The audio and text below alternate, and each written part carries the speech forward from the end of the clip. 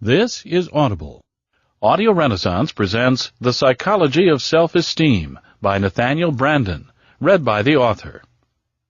Hello. In his quest to understand the universe in which he lives, man is confronted with three fundamental facts of nature: the existence of matter, of life, and of consciousness. In response to the first of these phenomena, he developed the sciences of physics and chemistry. In response to the second, he developed the science of biology. In response to the third, he developed the science of psychology. It is notorious that, to date, the greatest advances in knowledge have been achieved in the field of physics, the least in the field of psychology. As a being who possesses the power of self-consciousness, the power of contemplating his own life and activity, man experiences a profound need for a conceptual frame of reference from which to view himself. He has a need for a self-intelligibility, which it is the task of psychology to provide. This program is offered as a step toward the achievement of that goal. Before we proceed any further, I should like to clarify that, in this program, the word man does indeed include both men and women. I use the word man simply to increase this audiobook's ease of listening. The more inclusive person, or he/she, tends to lend an awkwardness to the spoken word. So then, the central theme of this tape is the role of self-esteem in man's life. The need of self-esteem, the nature of that need, the conditions of its fulfillment, and the consequences of its frustration. We'll also explore the impact of a man's self-esteem, or lack of it, on his values, responses, and goals. Virtually all psychologists recognize that man experiences a need of self-esteem. But what they have not identified is the nature of self-esteem, the reasons why man needs it, and the conditions he must satisfy if he is to achieve it. Virtually all psychologists recognize, if only vaguely, that there is some relationship between the degree of a man's self-esteem and the degree of his mental health, but they have not identified the nature of that relationship nor the causes of it. Virtually all psychologists recognize, if only dimly, that there is some relationship between the nature and degree of a man's self-esteem and his motivation, that is, his behavior in the spheres of work, love, and human relationships, but they have not explained why nor identified the principles involved. Such are the issues with which this program deals. Writing in the early years of the 20th century, the German psychologist Hermann Ebbinghaus made an observation that has become famous. Quote, "Psychology has a long past, but only a short history." Unquote.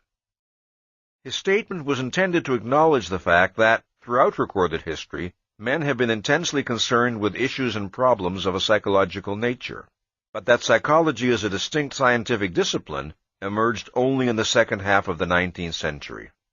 Up to that time, the domain of psychology had not been isolated as such and studied systematically. It existed only as a part of philosophy, medicine, and theology. What is the science of psychology? How is it to be defined? What is its specific domain? Psychology is the science that studies the attributes and characteristics which certain living organisms possess by virtue of being conscious.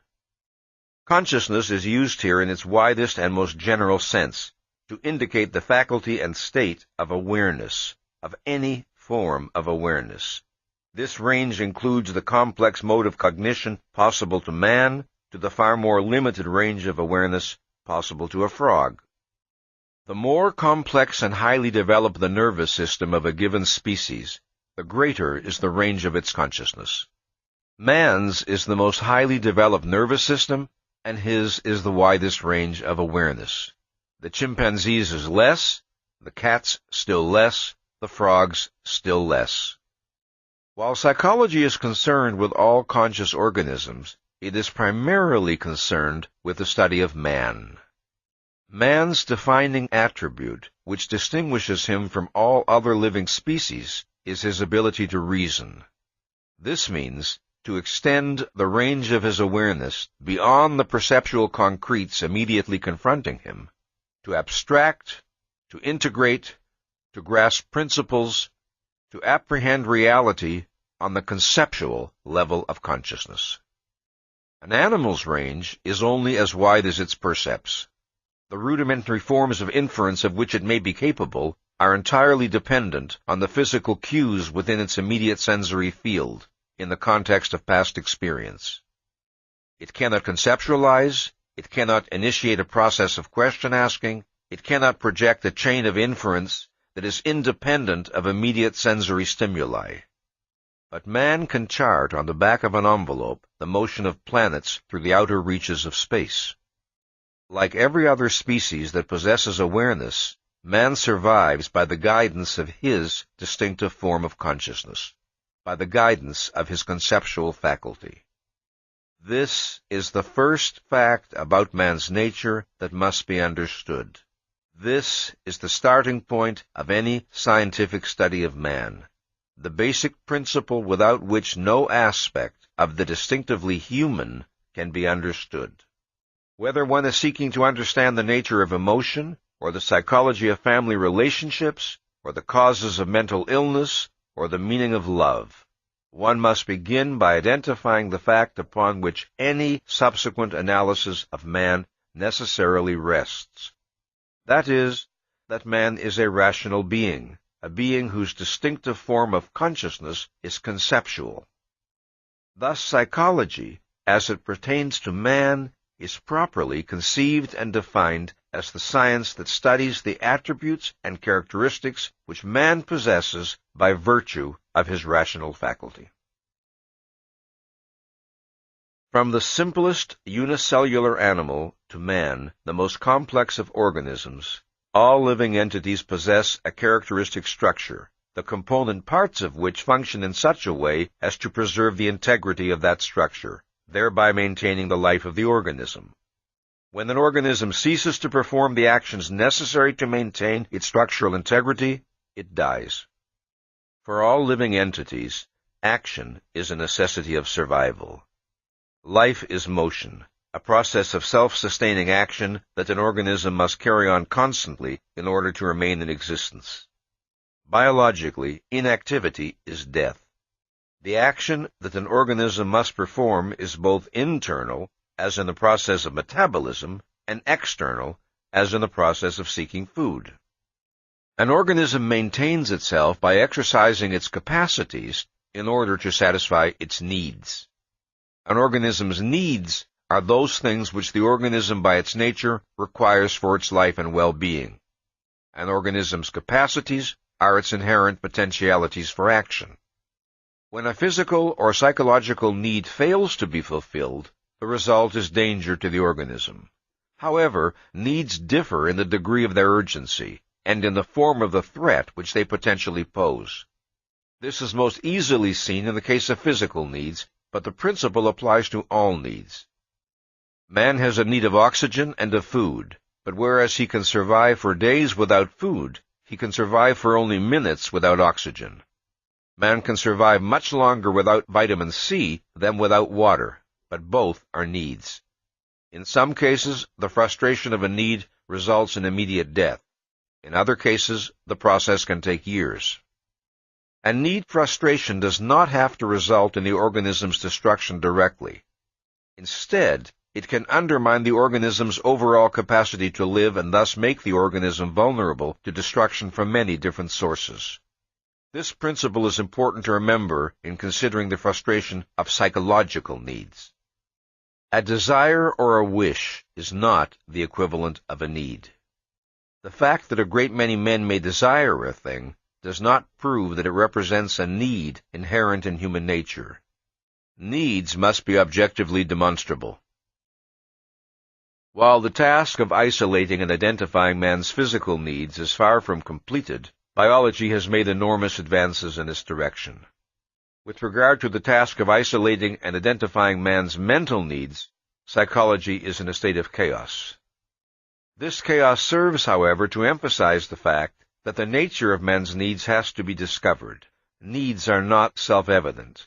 Alleged needs must be proven by relating them to the requirements of man's survival. That man possesses psychological needs is indisputable. The widespread phenomenon of mental illness is evidence both of the existence of needs which are being thwarted and of the failure of psychology to understand the nature of these needs. The basic problem of motivational psychology may be formulated this way. It is to bridge the gap between needs and goals, to trace the steps from the former to the latter, to understand the connection between them, to understand how needs get translated into goals. It should be obvious that the solution of this problem requires a consideration of man's distinctive capacities. Yet in large measure the history of motivational psychology represents an attempt to bypass man's most distinctively human capacity, his conceptual faculty, and to account for his behavior without reference to the fact that man can reason or that his mind is his basic means of survival. The projection of man as a conscious automaton activated by instincts is one version of this attempt. Instinct is a concept intended to bridge the gap between needs and goals, bypassing man's cognitive ability. As such, it represents one of the most disastrous and sterile attempts to deal with the problem of motivation. Observing certain types of behavior which they believe to be characteristic of the human species, instinct theorists decided that the causes of such behavior are innate, unchosen, and unlearned tendencies which drive man to act as he does. Thus, they spoke of a survival instinct, a parental instinct, an acquisitive instinct, and so forth. They seldom attempted to define precisely what they understood an instinct to be.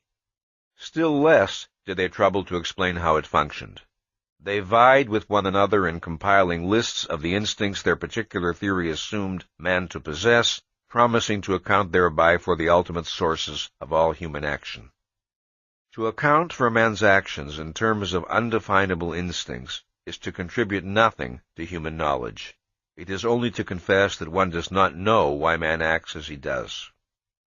To observe that men engage in sexual activities and to conclude that man has a sex instinct, to observe that men seek food when they are hungry and to conclude that man has a hunger instinct, to observe that some men act destructively and to conclude that man has a destructive instinct, is to explain nothing. It is merely to place oneself in the same category as the physician in the anecdote who supposedly explains to a distraught mother that the reason why her child will not drink milk is that your child is just not a milk drinker. Man is born with needs, but he is not born with a knowledge of those needs and of how to satisfy them. Some of his simpler body maintenance needs are satisfied automatically, given the appropriate physical environment, by the function of his internal organs. An example is the need for oxygen, which is satisfied by the automatic function of his respiratory system.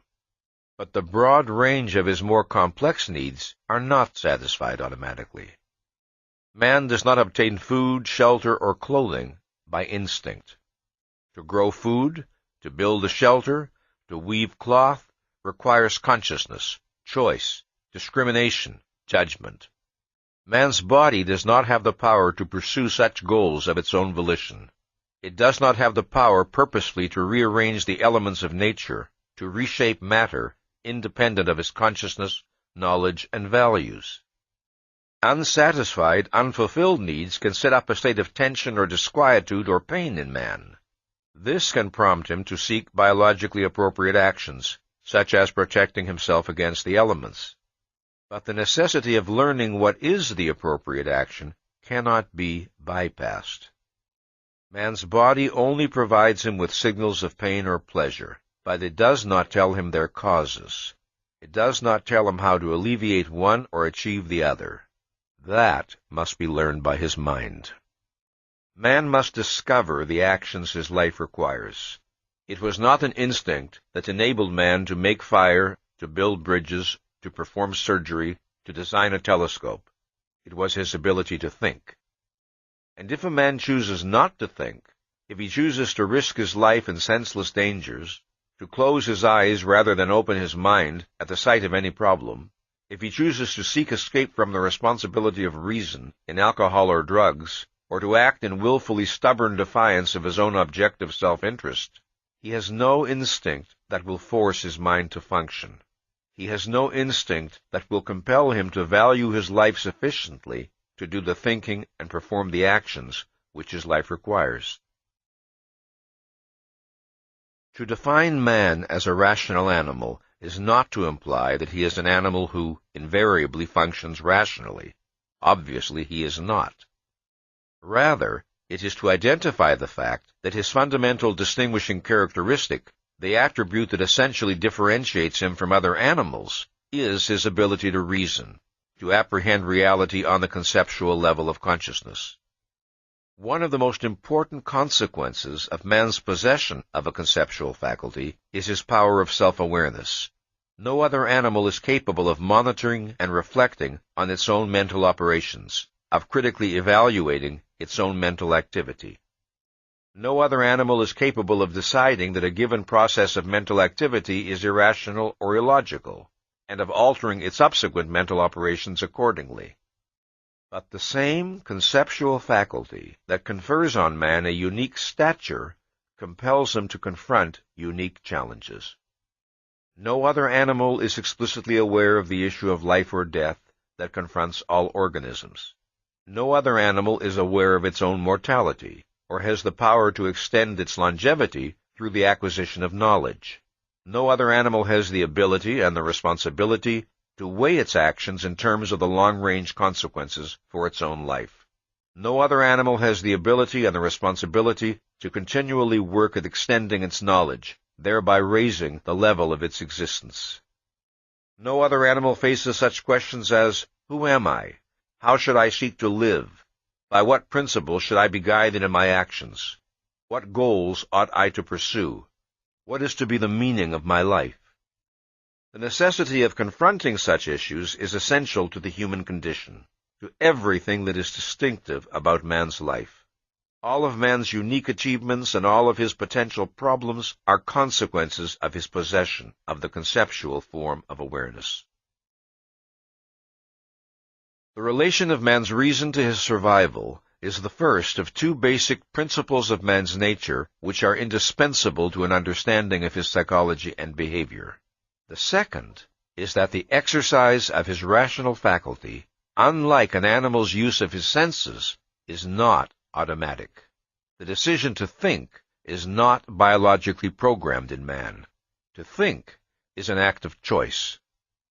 This principle was first formulated by novelist-philosopher Ayn Rand this way, quote, "The key to human nature is the fact that man is a being of volitional consciousness. Reason does not work automatically. Thinking is not a mechanical process. The connections of logic are not made by instinct. The function of your stomach, lungs, or heart is automatic. The function of your mind is not. In any hour and issue of your life, you are free to think or to evade that effort. But you are not free to escape from your nature, from the fact that reason is your means of survival. So that for you, who are a human being, the question to be or not to be is the question to think or not to think." Unquote. In the brain of a normal human being, sensations are automatically integrated into perceptions. That is, they are wired into the nervous system. This is not true of the conceptual level of consciousness. Conceptual awareness is necessary to man's proper survival, but it is not implanted by nature. Man has to select that purpose. He has to direct his mental effort and integrate his mental activity to the goal of conceptual awareness by choice. To engage in an active process of thinking, to abstract, conceptualize, relate, infer, to reason, man must focus his mind. He must set it to the task of active integration. The choice to focus in any given situation is made by choosing to make awareness one's goal, awareness of that which is relevant in the given context. The goal of awareness is set by giving oneself, in effect, the order, grasp this. That this goal is not wired into man's brain by nature scarcely needs to be argued. One does not need to design special laboratory experiments in order to demonstrate that thinking is not an automatic process, that man's mind does not automatically pump conceptual knowledge when and as his life requires it, as his heart pumps blood. The mere fact of being confronted with physical objects and events will not force man to abstract their common properties, to integrate his abstractions, or to apply his knowledge to each new particular he encounters. Man's capacity to default on the responsibility of thinking is too easily observable. He must choose to focus his mind. He must choose to aim at understanding. A man is in focus when and to the extent that his mind is set to the goal of awareness, clarity, intelligibility, with regard to the object of his concern. To sustain that focus with regard to a specific issue or problem is to think. To let one's mind drift in will-less passivity, directed only by random impressions, emotions, or associations, or to consider an issue without genuinely seeking to understand it, or to engage in an action without a concern to know what one is doing, this is to be out of focus. What is involved here is not an issue of the degree of a man's intelligence or knowledge, nor is it an issue of the productiveness or success of any particular thinking process, nor is it an issue of the specific subject matter with which the mind may be occupied. Rather, it is an issue of the basic regulating principle that directs the mind's activity. Is the mind controlled by the goal of awareness, or by something else, by wishes, fears, or the pull of lethargic passivity? There are different levels of awareness possible to man's mind, determined by the degree of his focus. The choice to focus or to think does not consist of moving from a state of literal unconsciousness to a state of consciousness. This clearly would be impossible. When one is asleep, one cannot suddenly choose to start thinking. So, to focus is to move from a lower level of awareness to a higher level, to move from relative mental passivity to purposeful mental activity. In the state of passive awareness, a man can apprehend the need to be in full mental focus. His choice is to evade that knowledge or to exert the effort of raising the level of his awareness. The decision to focus and to think, once made, does not continue to direct a man's mind unceasingly thereafter, with no further effort required. Just as the state of full consciousness must be initiated volitionally, so it must be maintained volitionally. This point can hardly be overemphasized. The choice to think must be reaffirmed in the face of every new issue and problem. The decision to be in focus yesterday will not compel a man to be in focus today. The decision to be in focus about one question will not compel a man to be in focus about another. In any specific thinking process, man must continue to monitor and regulate his own mental activity. In any hour of his life, he is free to suspend the function of his consciousness, to abandon effort, to let his mind drift passively. He is free to maintain only a partial focus, grasping that which comes easily to his understanding, and declining to struggle for that which does not. Man is free not only to evade the effort of purposeful awareness in general, but to evade specific lines of thought that he finds disconcerting or painful. Perceiving qualities in his friends or himself that clash with his moral standards, he can surrender his mind to blankness or switch it hastily to some other concern, refusing to identify the meaning or implications of what he has perceived. Grasping that he is pursuing a course of action that is in blatant defiance of reason, he can plunge his mind into fog and continue on his way. In such cases, a man is doing more than defaulting on the responsibility of making awareness his goal. He is actively seeking unawareness as his goal, and this is the meaning of evasion.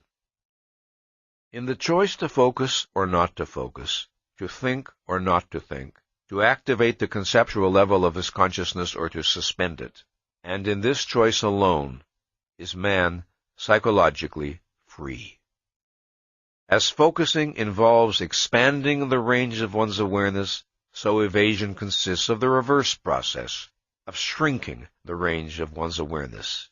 Evasion consists of refusing to raise the level of one's awareness when one knows that one should, or of lowering the level of one's awareness when one knows that one shouldn't. To evade a fact is to attempt to make it unreal to oneself, on the implicit premise that if one does not perceive the fact, it does not really exist, or its existence will not matter and will not entail any consequences.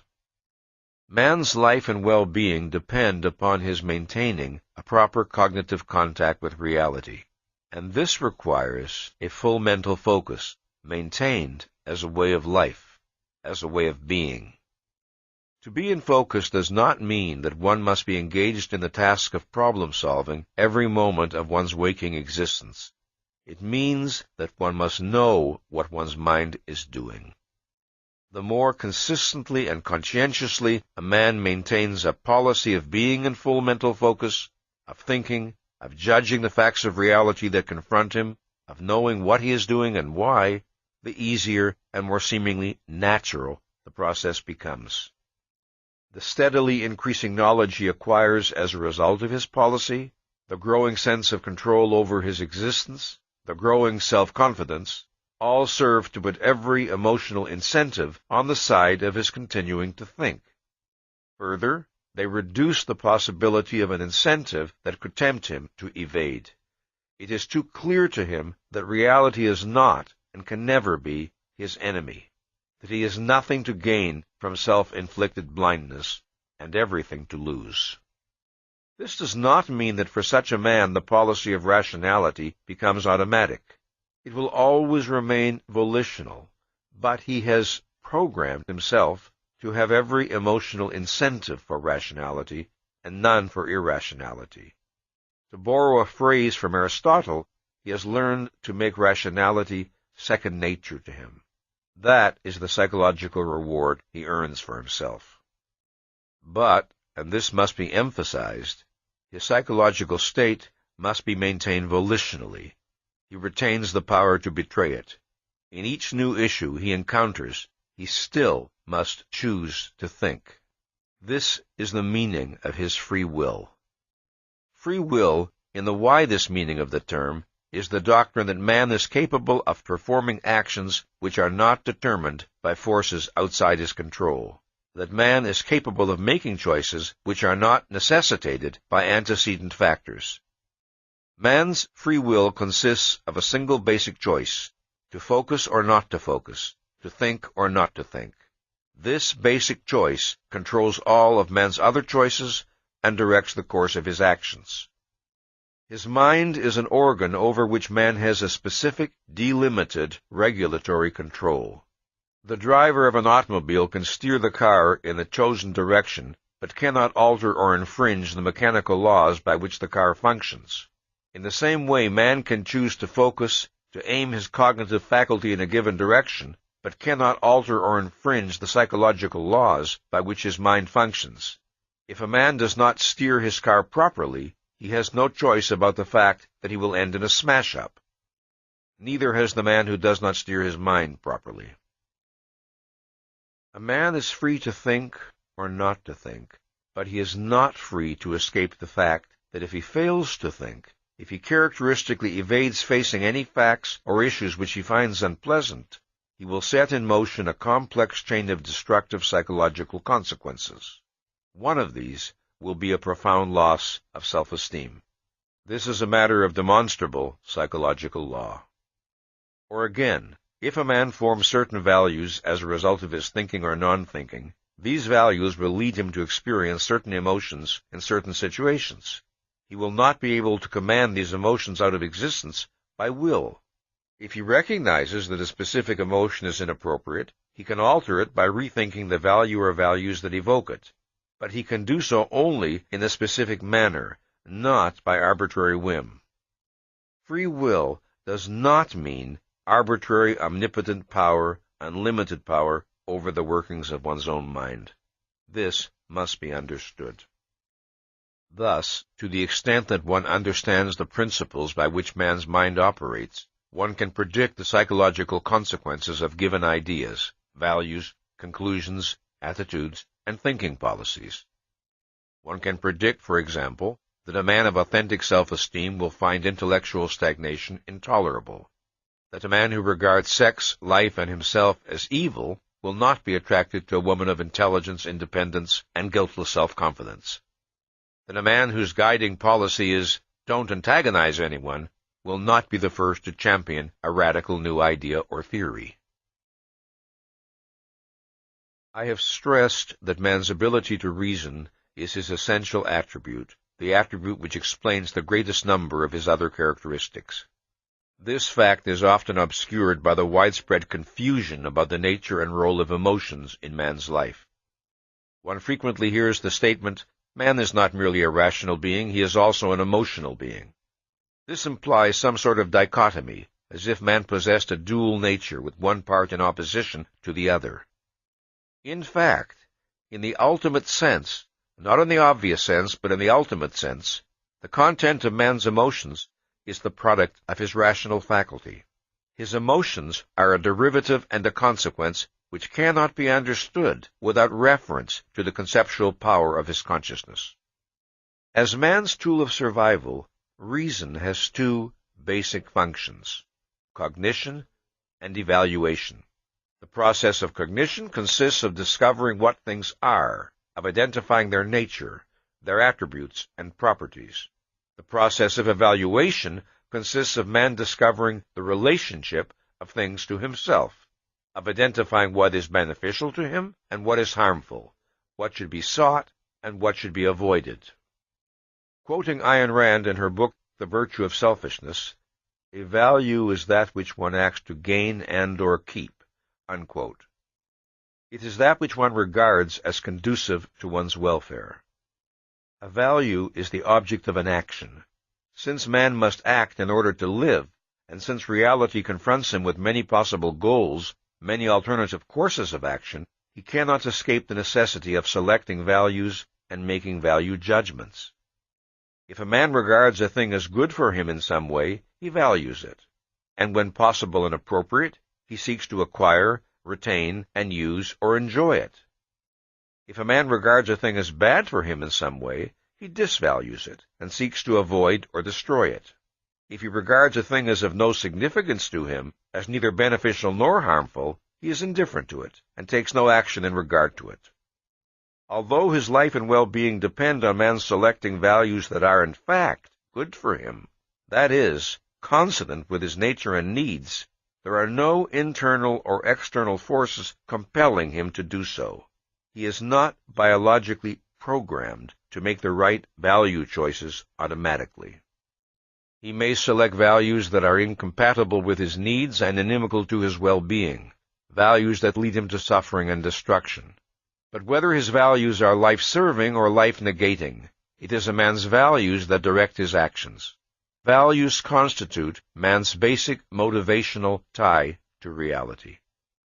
A man's values are the product of the thinking he has done or has failed to do. Values can be a manifestation of rationality and mental health, or of irrationality and neurosis. They can grow out of self-confidence and benevolence, or out of self-doubt and fear. They can be motivated by the desire to achieve happiness, or by the desire to minimize pain. They can be born out of the desire to use one's mind, or the desire to escape it. They can be held consciously and explicitly, or subconsciously and implicitly. They can be consistent, or they can be contradictory. They can further a man's life, or they can endanger it. These are the alternatives possible to a being of volitional consciousness. Differences in men's basic values reflect differences in their basic premises, in their fundamental views of themselves, of other men, of existence.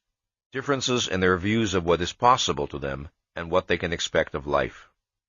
A man's view of himself plays a crucial role in his value choices. For example, a man regards a falling bomb as bad for him because he is aware of his own mortality. If he were physically indestructible, he would appraise the bomb's significance differently. One's conscious or subconscious view of one's own person, whether one appraises oneself correctly or not, is implicit in one's value judgments.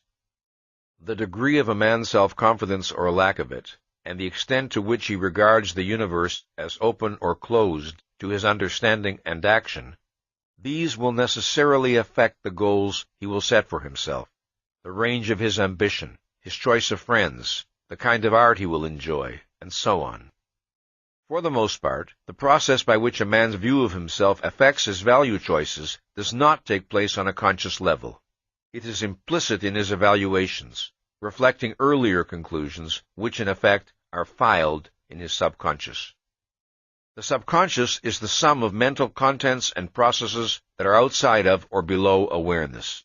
The subconscious operates as a storehouse of past knowledge, observations, and conclusions. It operates, in effect, as an electronic computer, performing super-rapid integrations of sensory and ideational material. Thus, his past knowledge, provided it has been properly assimilated, can be instantly available to man, while his conscious mind is free to deal with the new. This is the pattern of all human learning. Once, a man needed his full mental attention to learn to walk. Then the knowledge became automatized, and he was free to pursue new skills. Once, a man needed his full mental attention to learn to speak. Then the knowledge became automatized, and he was enabled to go forward to higher levels of accomplishment. Man moves from knowledge to more advanced knowledge, automatizing his discoveries as he proceeds. He turns his brain into an ever more efficacious instrument, if and to the extent that he continues the growth process. A man acquires values and disvalues. These too become automatized. He is not obliged in every situation he encounters to recall all of his values to his conscious mind in order to form an estimate. Example: if an experienced motorist perceives an oncoming truck veering toward a collision, he does not need a new act of conscious reasoning in order to grasp the fact of danger. Faster than any thought could take shape in words, he registers the significance of what he perceives, his foot flies to the brake, or his hands swiftly turn the wheel. One of the forms in which these lightning-like appraisals present themselves to man's conscious mind is via his emotions. So next, let's talk about emotions. His emotional capacity is man's automatic barometer of what is for him or against him within the context of his knowledge and values. The relationship of value judgments to emotions is that of cause to effect. An emotion is a value response. It is the automatic psychological result of a super-rapid subconscious appraisal. The sequence of psychological events is from perception to evaluation to emotional response. On the level of immediate awareness, however, the sequence is from perception to emotion. A person may or may not be consciously aware of the intervening value judgment. A separate act of focused awareness may be required to grasp it because of the extreme rapidity of the sequence. That a person may fail to identify either the judgment or the factors involved in it, that he may be conscious only of the perception and of his emotional response, is the fact which makes possible man's confusion about the nature and source of emotions. Emotions are not tools of cognition. To treat them as such is to put one's life and well-being in danger. What one feels in regard to any fact or issue is irrelevant to the question of whether one's judgment is true or false. It is not by means of one's emotions that one apprehends reality. The mere perception of an object has no power to create an emotion in man, let alone to determine the content of the emotion. The emotional response to an object is inexplicable, except in terms of the value significance of the object to the perceiver, and this necessarily implies a process of appraisal. For example, 3 men may look at a scoundrel. The first man recognizes to what extent this person has betrayed his status as a human being and feels contempt. The second man wonders how he can be safe in a world where such persons can prosper and feels fear. The third man secretly envies the scoundrel's success and feels a sneaking admiration. Note that all 3 men perceive the same object. The differences in their emotional reactions proceed from differences in their evaluation of the significance of what they perceive. Just as emotions are not created by objects of perception as such, so they are not the product of any sort of innate ideas. Having no innate knowledge of what is true or false, man can have no innate knowledge of what is good for him or evil. A man's values are a product of the quantity and quality of his thinking. The motivational power and function of emotions is evident in the fact that every emotion contains an inherent action tendency, that is, an impetus to perform some action related to the particular emotion. Love, for example, is a man's emotional response to that which he values highly.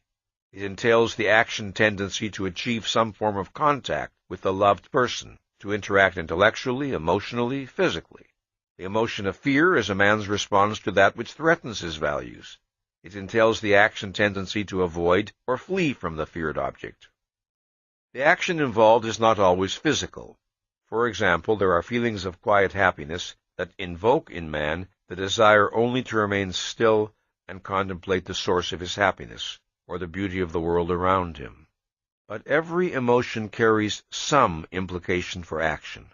This does not mean that the action should necessarily be taken. It may not be possible or appropriate in a given context. We don't have to act on a feeling just because we have it. The action implication of some emotions is negative. That is, they tend specifically to retard or inhibit action. This is evident in the case of acute depression. The person feels that nothing is worth doing, that action is futile, that he is helpless to achieve happiness. The impulse is toward stillness, passivity, withdrawal. Whether a man's emotional mechanism brings him happiness or suffering depends on its programming. It depends on the validity and consistency of his values. His emotional apparatus is a machine. Man is its driver. According to the values he selects, he makes the motivational power of his emotions work in the service of his life or against it. Reason and emotion are not antagonists. What may seem like a struggle between them is only a struggle between two opposing ideas, one of which is not conscious, and manifests itself only in the form of a feeling. The resolution of such conflicts is not always simple. It depends on the complexity of the issues involved. But resolutions are achievable, and the necessary first step is to recognize the actual nature of that which needs to be resolved. The guiltless emotional spontaneity that men long for, the freedom from torturing self-doubts, enervating depression, and paralyzing fears, is a proper and achievable goal. But it is possible only on the basis of a rational view of emotions and of their relation to thought. It is possible only if one's emotions are not a mystery, only if one does not have to fear that they may lead one to destruction. It is the reward of a person who has assumed the responsibility of identifying and validating the values that underlie his emotions, the person for whom emotional freedom and openness do not mean the suspension of awareness. The single most formidable obstacle to identifying the roots of one's emotions is repression. Repression is a subconscious mental process that forbids certain ideas, memories, identifications, and evaluations to enter conscious awareness. Repression is an automatized avoidance reaction whereby a man's focal awareness is involuntarily pulled away from any forbidden material emerging from less conscious levels of his mind or from his subconscious. Among the various factors that may cause a person to feel alienated from his own emotions, repression is the most formidable and devastating. But it is not emotions as such that are repressed. An emotion cannot be repressed. If it is not felt, it is not an emotion. Repression is always directed at thoughts. A man can repress the knowledge of what emotion he is experiencing, or he can repress the knowledge of its extent and intensity, or he can repress the knowledge of who or what aroused it, or he can repress the reasons of his emotional response, or he can repress conceptual awareness that he is experiencing any particular emotion at all. He can tell himself that he feels nothing. Repression differs from evasion in that evasion is instigated consciously and volitionally. Repression is subconscious and involuntary. In repression, certain thoughts are blocked and inhibited from reaching conscious awareness. They are not ejected from focal awareness, they are prevented from entering it. In order to understand the mechanism of repression, there are three facts pertaining to man's mind that one must consider. 1.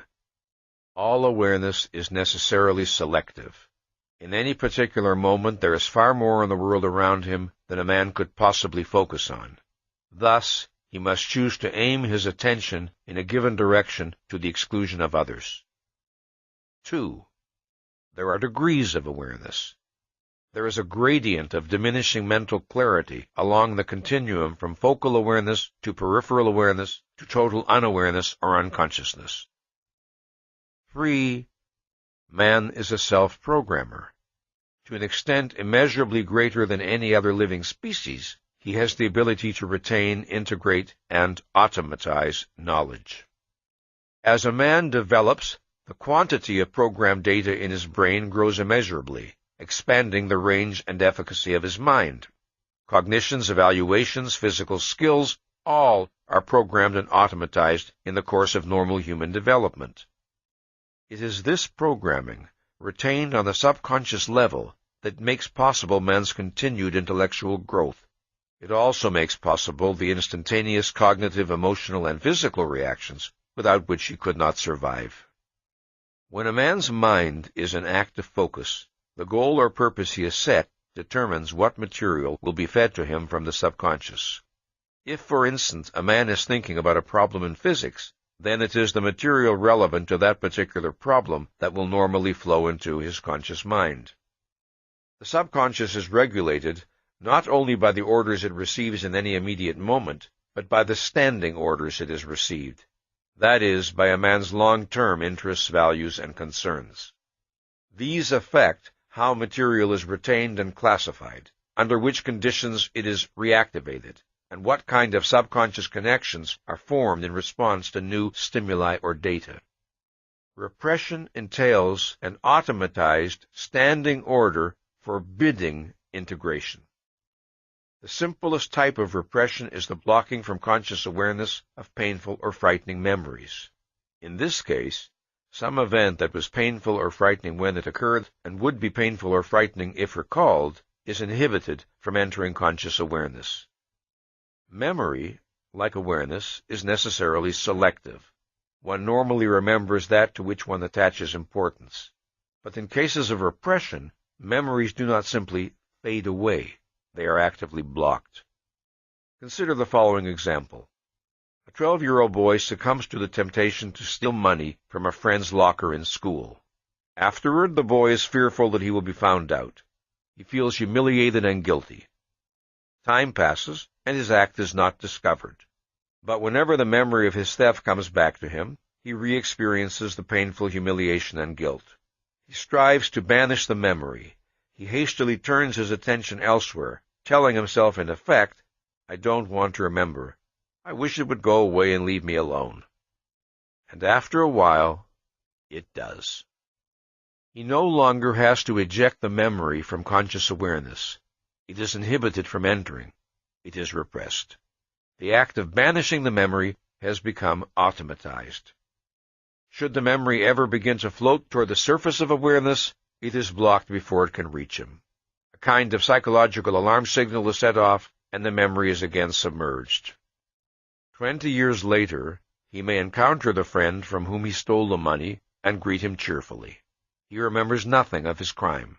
Or he may feel vaguely uncomfortable in his friend's presence, but with no idea of the reason. Thoughts and evaluations, like memories, may be barred from awareness because of the pain they would invoke. Consider the case of a neurotically dependent woman who is married to a cruel, tyrannical man. She dares not let any criticism of him enter her awareness because she has surrendered her life to him. The thought that her owner and master is irrational and malevolent would be terrifying to her. She observes his behavior, her mind kept carefully empty, her judgment suspended. She has automatized a standing order forbidding evaluation. Somewhere within her is the knowledge of how she would judge her husband's behavior if it were exhibited by any other man. But this knowledge is not allowed to be integrated with the behavior she is observing in her husband. She has programmed herself, in effect, to be blind. If a man is to avoid repression, he must be prepared to face any thought and any emotion. and consider them rationally, secure in the conviction that he will not act without knowing what he is doing or why. Ignorance is not bliss, not in any area of man's life, and certainly not with regard to the contents of his own mind. Repressed material does not cease to exist. It is merely driven underground to affect a man in ways he does not know, causing reactions he is helpless to account for, and sometimes exploding into neurotic symptoms. Now, there are occasions in a man's life when it is necessary for him to suppress thoughts and feelings. But suppression and repression are different processes. Suppression is a conscious, deliberate, non-evasive expelling of certain thoughts or feelings from focal awareness in order to turn one's attention elsewhere. Suppression does not involve a denial of any facts or a pretense that they do not exist. It involves the implicit premise that one will focus on the suppressed material later when appropriate. Sometimes, undeniably, there is a danger in suppression. A man may suppress thoughts or feelings when there are still unresolved conflicts involved that require further attention and analysis. He may do so with no intent of dishonesty, but a suppression that is repeated consistently can turn into repression. In effect, the suppression becomes automatized. When a person represses, his intention is to gain an increased sense of control over his life.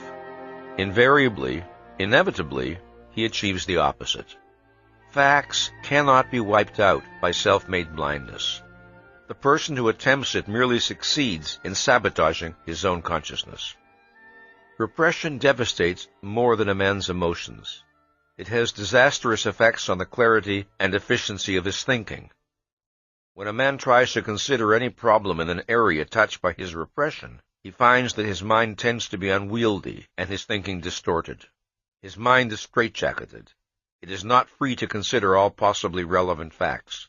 As a consequence, he feels helpless to arrive at conclusions, or the conclusions he reaches are unreliable. This does not mean that once a man has repressed certain thoughts or feelings, he is permanently incapacitated. With sustained effort, it is possible for him to de-repress. The details of the process of de-repression are outside the scope of this discussion. It must be noted, however, that the process can be extremely challenging. In order to avoid repression, or in order to de-repress, it is imperative that a man adopt a policy of becoming aware of his emotions, of paying attention to his emotions, that he take note of and conceptualize his emotional reactions, and that he identify their reasons. If his emotions are to be a source of pleasure to man, not a source of pain, he must learn to think about them, pay attention to them, be aware of them, bring his consciousness to bear on them. Rational awareness is not the cold hand that kills. It is the power that liberates. This is an issue I discuss in great detail in a later book of mine called The Art of Living Consciously.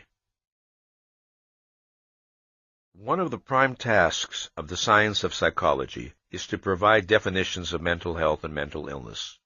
Different psychologists and psychiatrists have proposed a variety of criteria for judging mental health. The mentally healthy person is said, for example, to have an unobstructed capacity for growth, development, and self-actualization, to have a firm sense of identity, to have insight into his own motivation, to have a high tolerance for stress, to be self-accepting, to be unencumbered by paralyzing conflicts, to have an integrated personality, and so on. Such descriptions may be valid. In fact, they have a good deal to recommend them, but they are not definitions of mental health, and their precise meaning is not always clear. What must be provided is a fundamental principle, an identification of the essence of mental health. Such characteristics as the foregoing are effects or consequences. But what is their cause? My answer is as follows. Just as medical science evaluates a man's body by the standard of whether or not his body is functioning as man's life requires, so the science of psychology must employ the same standard in appraising the health or disease of a man's mind. The health of a man's mind must be judged by how well that mind performs its biological function. What is the biological function of mind? cognition, evaluation, and the regulation of action. The basic function of man's consciousness is cognition, that is, awareness and knowledge of the facts of reality. Since man must act, his survival requires that he apprehend reality so that he may regulate his behavior accordingly. The crucial link between cognition and the regulation of action is evaluation. Evaluation is the process of identifying the beneficial or harmful relationship of some aspect of reality to oneself. Evaluations underlie and generate desires, emotions, and goals. Now, if a man's values and goals are in conflict with the facts of reality and with his own needs as a living organism, then he unwittingly moves toward self-destruction. Thus, man's survival requires that his values and goals be chosen in the full context of his rational knowledge and understanding. Man is not infallible, and mental health does not require never making an error of knowledge or judgment. The concept of mental health pertains to the method by which a mind functions. It pertains to the principle by which a mind operates in dealing with the material of reality. It pertains to a man's psychoepistemology. The concept of psychoepistemology is crucially important, not only to the problem of mental health, but to the entire subject matter of this program. Let us therefore consider the meaning of this concept. The term psychoepistemology was first used in print in 1961 by Ayn Rand to designate a man's, quote, method of awareness, unquote. However, the concept of psychoepistemology, as used here, was originated neither by Ayn Rand nor by myself, but by Barbara Brandon, who, in the mid-1950s, first brought this field of study to our attention and persuaded us of its importance. As a field of scientific study, psychoepistemology should be classified as a branch of psychology. It may be described as the psychology of thinking, or of cognition. Epistemology, of course, is a branch of philosophy. It is the science that studies the nature and means of human knowledge. Its basic concern is with the relationship of ideas to reality, not with mental processes as such. The study of mental processes as such is the province of psychology, most particularly of what I now call psychoepistemology. The concept of psychoepistemology is introduced in order to designate the study of mental operations on the conscious and subconscious levels of man's mind. The subject is an extremely broad one and involves many issues that are beyond the scope of this discussion. So, I shall confine myself to those essentials which have a direct bearing on the question of mental health. Mental processes may be conscious or subconscious and volitional or automatic. In any act of thinking, there is constant interaction between conscious volitional operations and subconscious automatic ones. Psychoepistemology is the study of the nature of and the relationship between the conscious, goal-setting, self-regulatory operations of the mind and the subconscious automatic operations. Man, we have seen, is a self-programmer whose conclusions, values, and standing orders direct the automatic integrative mechanism of his subconscious. As a person develops, he acquires a characteristic manner of cognitive functioning, a characteristic method of dealing with problems, thinking about issues, processing the data of reality. He may acquire the habit of seeking the highest possible level of mental clarity with regard to any issue he is considering, or he may come to accept as normal some level of unclarity or confusion. He may adopt the policy of always seeking to understand issues in terms of principles, or he may attempt to deal with problems in terms of the concretes of a given situation with no effort to relate his observations to wider abstractions. His thinking may be flexible, or it may be rigid. He may learn to differentiate clearly between his thinking and his emotions, or he may tend to treat his emotions as tools of cognition. The mental habits a person acquires and the standing orders he establishes constitute his characteristic psychoepistemology, his self-program method of mental functioning. A person's characteristic psychoepistemology may or may not be appropriate to the task of apprehending reality, or may be appropriate to a greater or lesser degree. A man is mentally healthy to the extent that his psychoepistemological processes are controlled by and fulfill the requirements of cognition, that is, of awareness of and contact with reality. A man is mentally unhealthy to the extent that his psychoepistemological processes are incompatible with the requirements of cognition and subvert his cognitive efficacy. Mental illness, then, is fundamentally psychoepistemological. A mental disorder is a thinking disorder. This is fairly obvious in cases where the patient's predominant symptoms are hallucinations, delusions, time-space disorientations, and so on. But it is equally true in cases where the patient's symptoms are less obviously cognitive in origin. This includes such things as pathological anxiety, depression, hypochondriasis, conversion reactions, or sadomasochism. Neurotic and psychotic manifestations, such as inappropriate emotional responses or aberrant behavior, are the symptoms and consequences of a mind's malfunctioning. But the root problem is always the mind's alienation from reality in some form to a greater or lesser extent. Consider, for example, a case of pathological depression. A secretary is asked by her employer to make certain that she finishes some office reports by the end of the day. She hears this request as a declaration of her incompetence and worthlessness, and she collapses in acute depression. It is misleading to say that she suffers from an emotional disorder. She suffers from a psychoepistemological disorder. Her problem lies in the mental processes by which she interprets the things she perceives and hears. Her problem lies in the mental processes generating her emotions. Once such disturbed emotions are generated, they tend to have a negative effect on the person's thinking, which then leads to further disturbed emotions and so on. This is one of the ways in which harmful psychoepistemological policies are self-reinforcing and self-perpetuating. But disturbed emotions do not create the initial problem. The initial problem creates the disturbed emotions. The same principle applies to behavior. If a man is dishonest, parasitical, and exploitative in his human relations, it is not his behavior that constitutes his mental illness, but the psychoepistemological policies behind his behavior. It should be noted that mental illness is not indicated by a man's momentary loss of cognitive contact with reality, such as might occur under the impact of a violent emotion. Mental illness implies the presence of enduring obstructions to a mind's cognitive efficacy.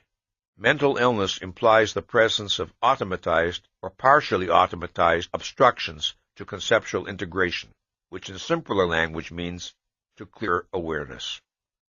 Mental health is unobstructed cognitive efficacy. Unobstructed cognitive efficacy requires and entails intellectual independence. A doctrine that is subversive of intellectual independence is subversive of mental health. Now, closely related to the concept of mental health is that of psychological maturity. Maturity, in the broadest sense, is the state of being fully grown or developed. A living organism is mature when its normal process of development is completed and it functions on the adult level appropriate to its species. Psychological maturity, then, is a concept pertaining to the successful development of man's consciousness. At first, a child knows only perceptual concretes. He does not know abstractions or principles. His world is only the immediate now. He cannot think, plan, or act long range. As the child grows, his intellectual field widens. He learns language, he begins to grasp abstractions, he generalizes, he makes increasingly subtle discriminations, he looks for principles. He rises from the sensory-perceptual level of consciousness to the conceptual level.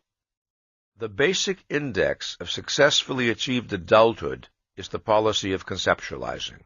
All other aspects of psychological maturity are derivatives and consequences of developing one's conceptual faculty. There is an aspect of psychological maturity that is profoundly important and that few adults fully achieve. It pertains to one's attitude toward the unknown, not toward knowledge which has not yet been discovered by anyone, but toward knowledge which is available, but which one does not possess. To a child, the world around him is an immense unknown. He is aware that adults possess knowledge far in excess of his own, and that there are many things he is not yet able to understand. He tells himself, in effect, I will have to wait until I grow up. There are many things I cannot understand now. They are known to other people, but they are beyond me at present. This is not the attitude of a genuinely mature adult. An adult, too, of course, may recognize that there are things he does not yet know and needs to learn. But he does not entertain such a category as that which is known to others, but unknowable to him, meaning unknowable in principle. This does not mean that his goal is to possess encyclopedic knowledge. It means rather that within the sphere of his first-hand concerns, of his own actions and goals, he regards himself as competent to know that which he needs to know, and to acquire whatever knowledge his interests and purposes demand. It means that he does not resign himself to the permanently unknown, when and if the knowledge is available and is relevant to his activities. It means that he does not regard himself as a second-class citizen psychoepistemologically. It is this attitude, consistently maintained, that marks a man's entry into full adulthood, that is, into full self-responsibility. There is no value judgment more important to man, no factor more decisive in his psychological development and motivation than the estimate he passes on himself. This estimate is ordinarily experienced by him not in the form of a conscious, verbalized judgment, but in the form of a feeling that can be hard to isolate and identify because he experiences it constantly. It is part of every other feeling. It is involved in his every emotional response. The nature of his self-evaluation has profound effects on a man's thinking processes, emotions, desires, values, and goals.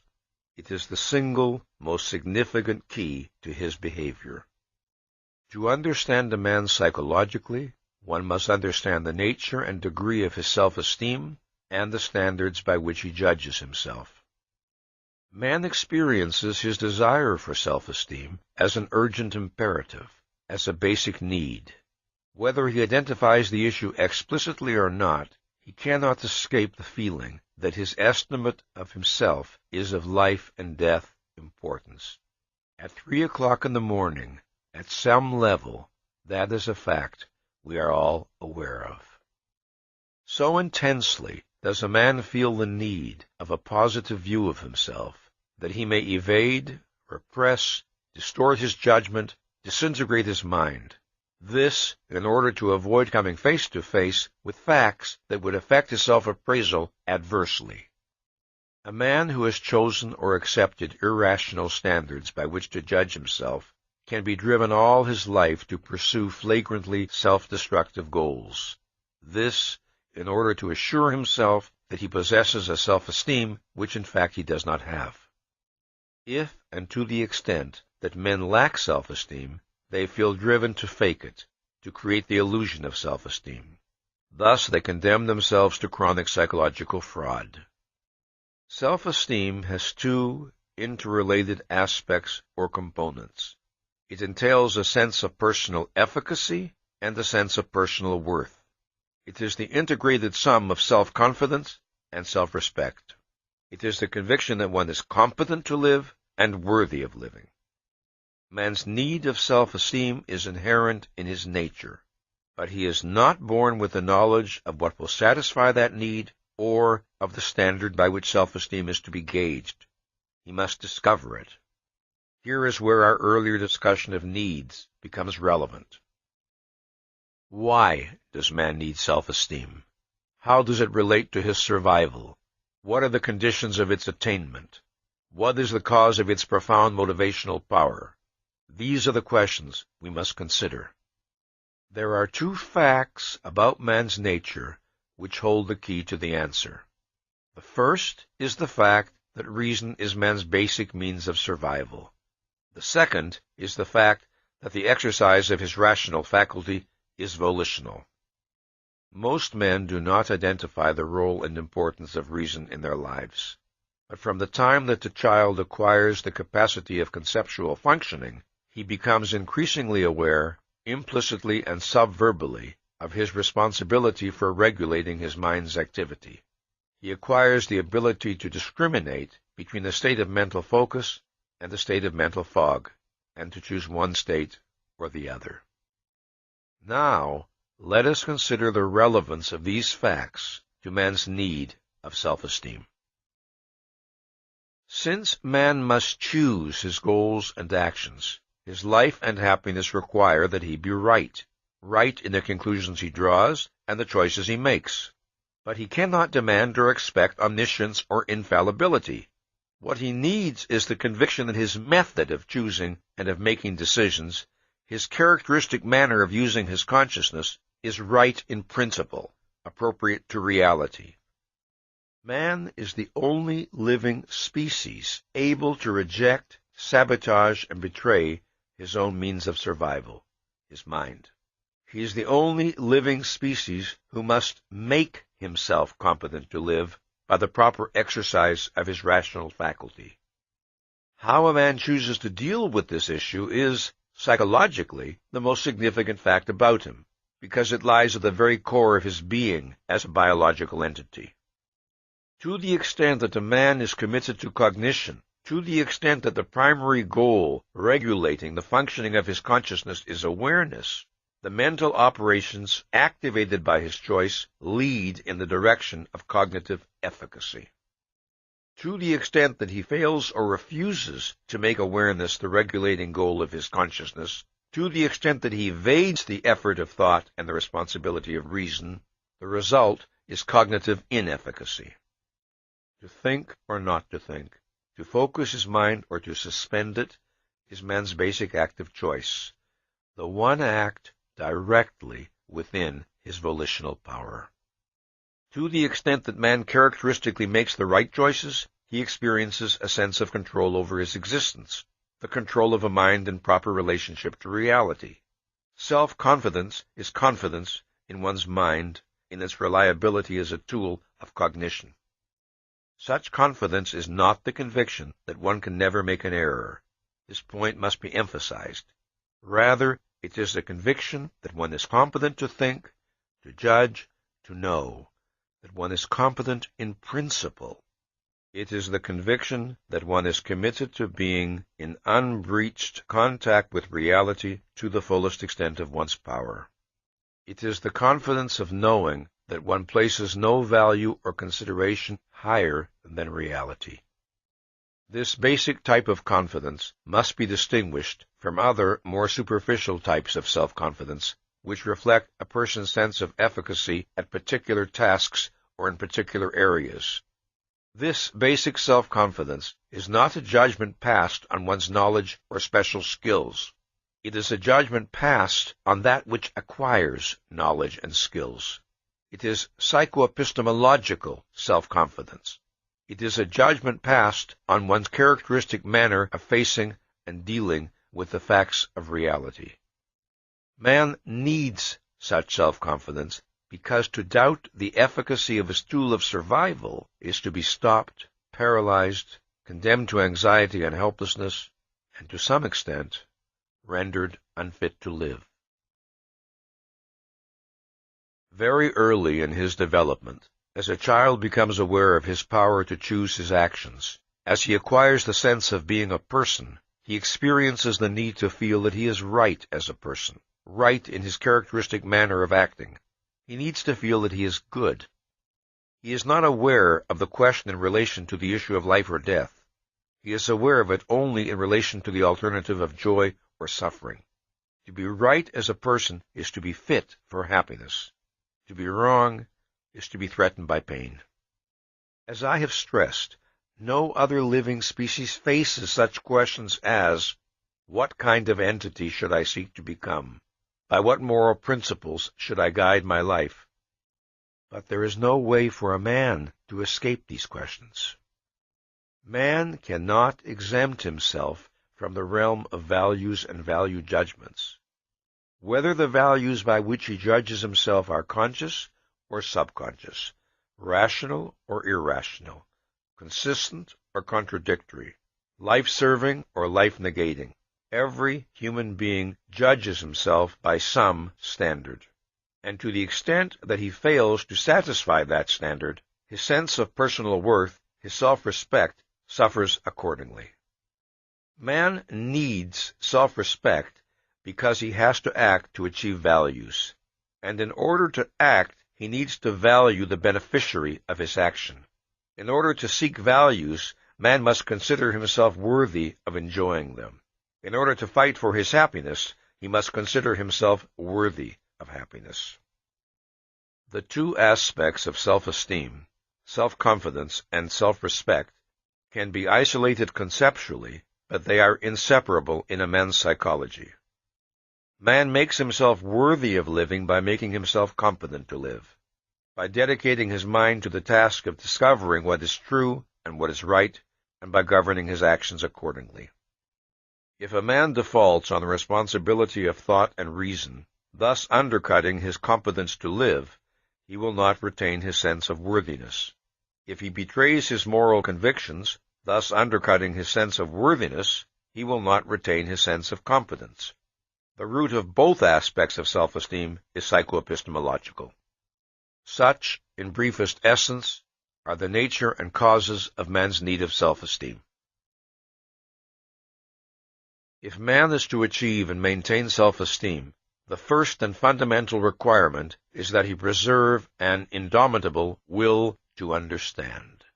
The desire for comprehension of that which falls within the range of his awareness is the guardian of man's mental health and the motor of his intellectual growth. The potential range of a man's awareness depends on the extent of his intelligence, but the principle of the will to understand remains the same on all levels of intelligence. It requires the identification and integration to the best of a man's knowledge and ability of that which comes into his mental field. Unfortunately, this attitude is usually relinquished or breached very early in a person's life. Then the person adjusts to the sense of living in an unintelligible, bewildering, and frightening universe in which cognitive self-confidence is impossible. Sometimes the cause is a volitional default on the part of the child, an attitude of irresponsible passivity and dependence. Sometimes the cause is the child's desire to indulge in wishes or actions he knows to be irrational, which requires that a policy of evasion be instituted, which requires that the will to understand be suspended. However, often the causes are much more complex. Take, for instance, the case of a child who comes up against human irrationality with which he does not know how to cope. A child may find the world around him, the world of his parents and other adults, incomprehensible and threatening.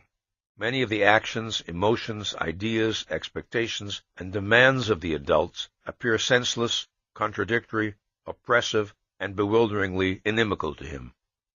After a number of unsuccessful attempts to understand their policies and behavior, the child gives up, and, here is the tragedy, takes the blame for his feeling of helplessness.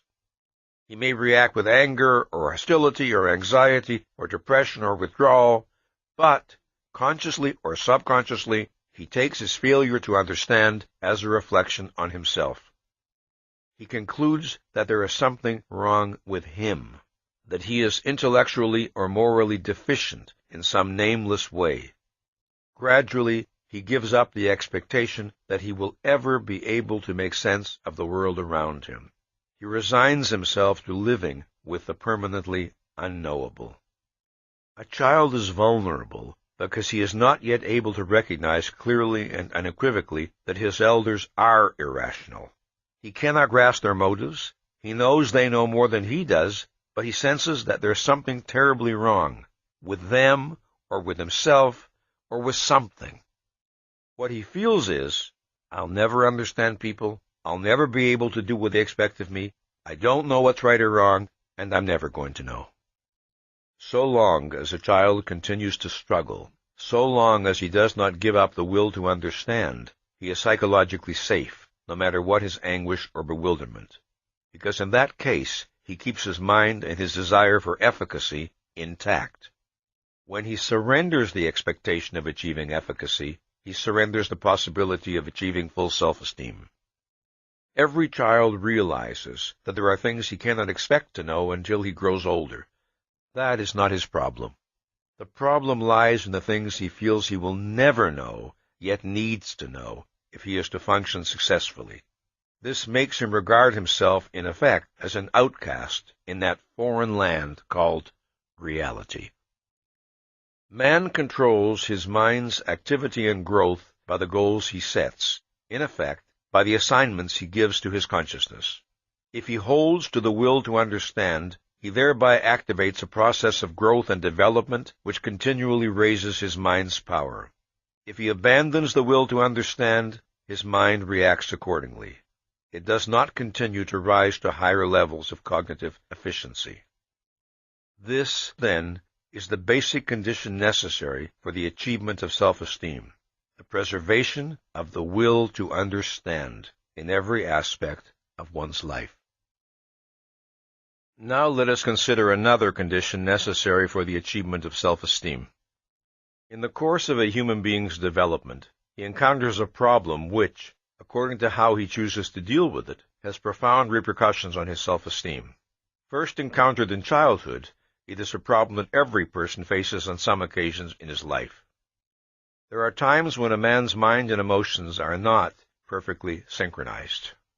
He experiences desires or fears that clash with his rational understanding, and he must choose to follow either his rational understanding or his emotions. One of the most important things a child must learn is that emotions are not adequate guides to action. The fact that he desires to perform some action is not proof that he should perform it. The fact that he fears to perform some action is not proof that he should avoid performing it.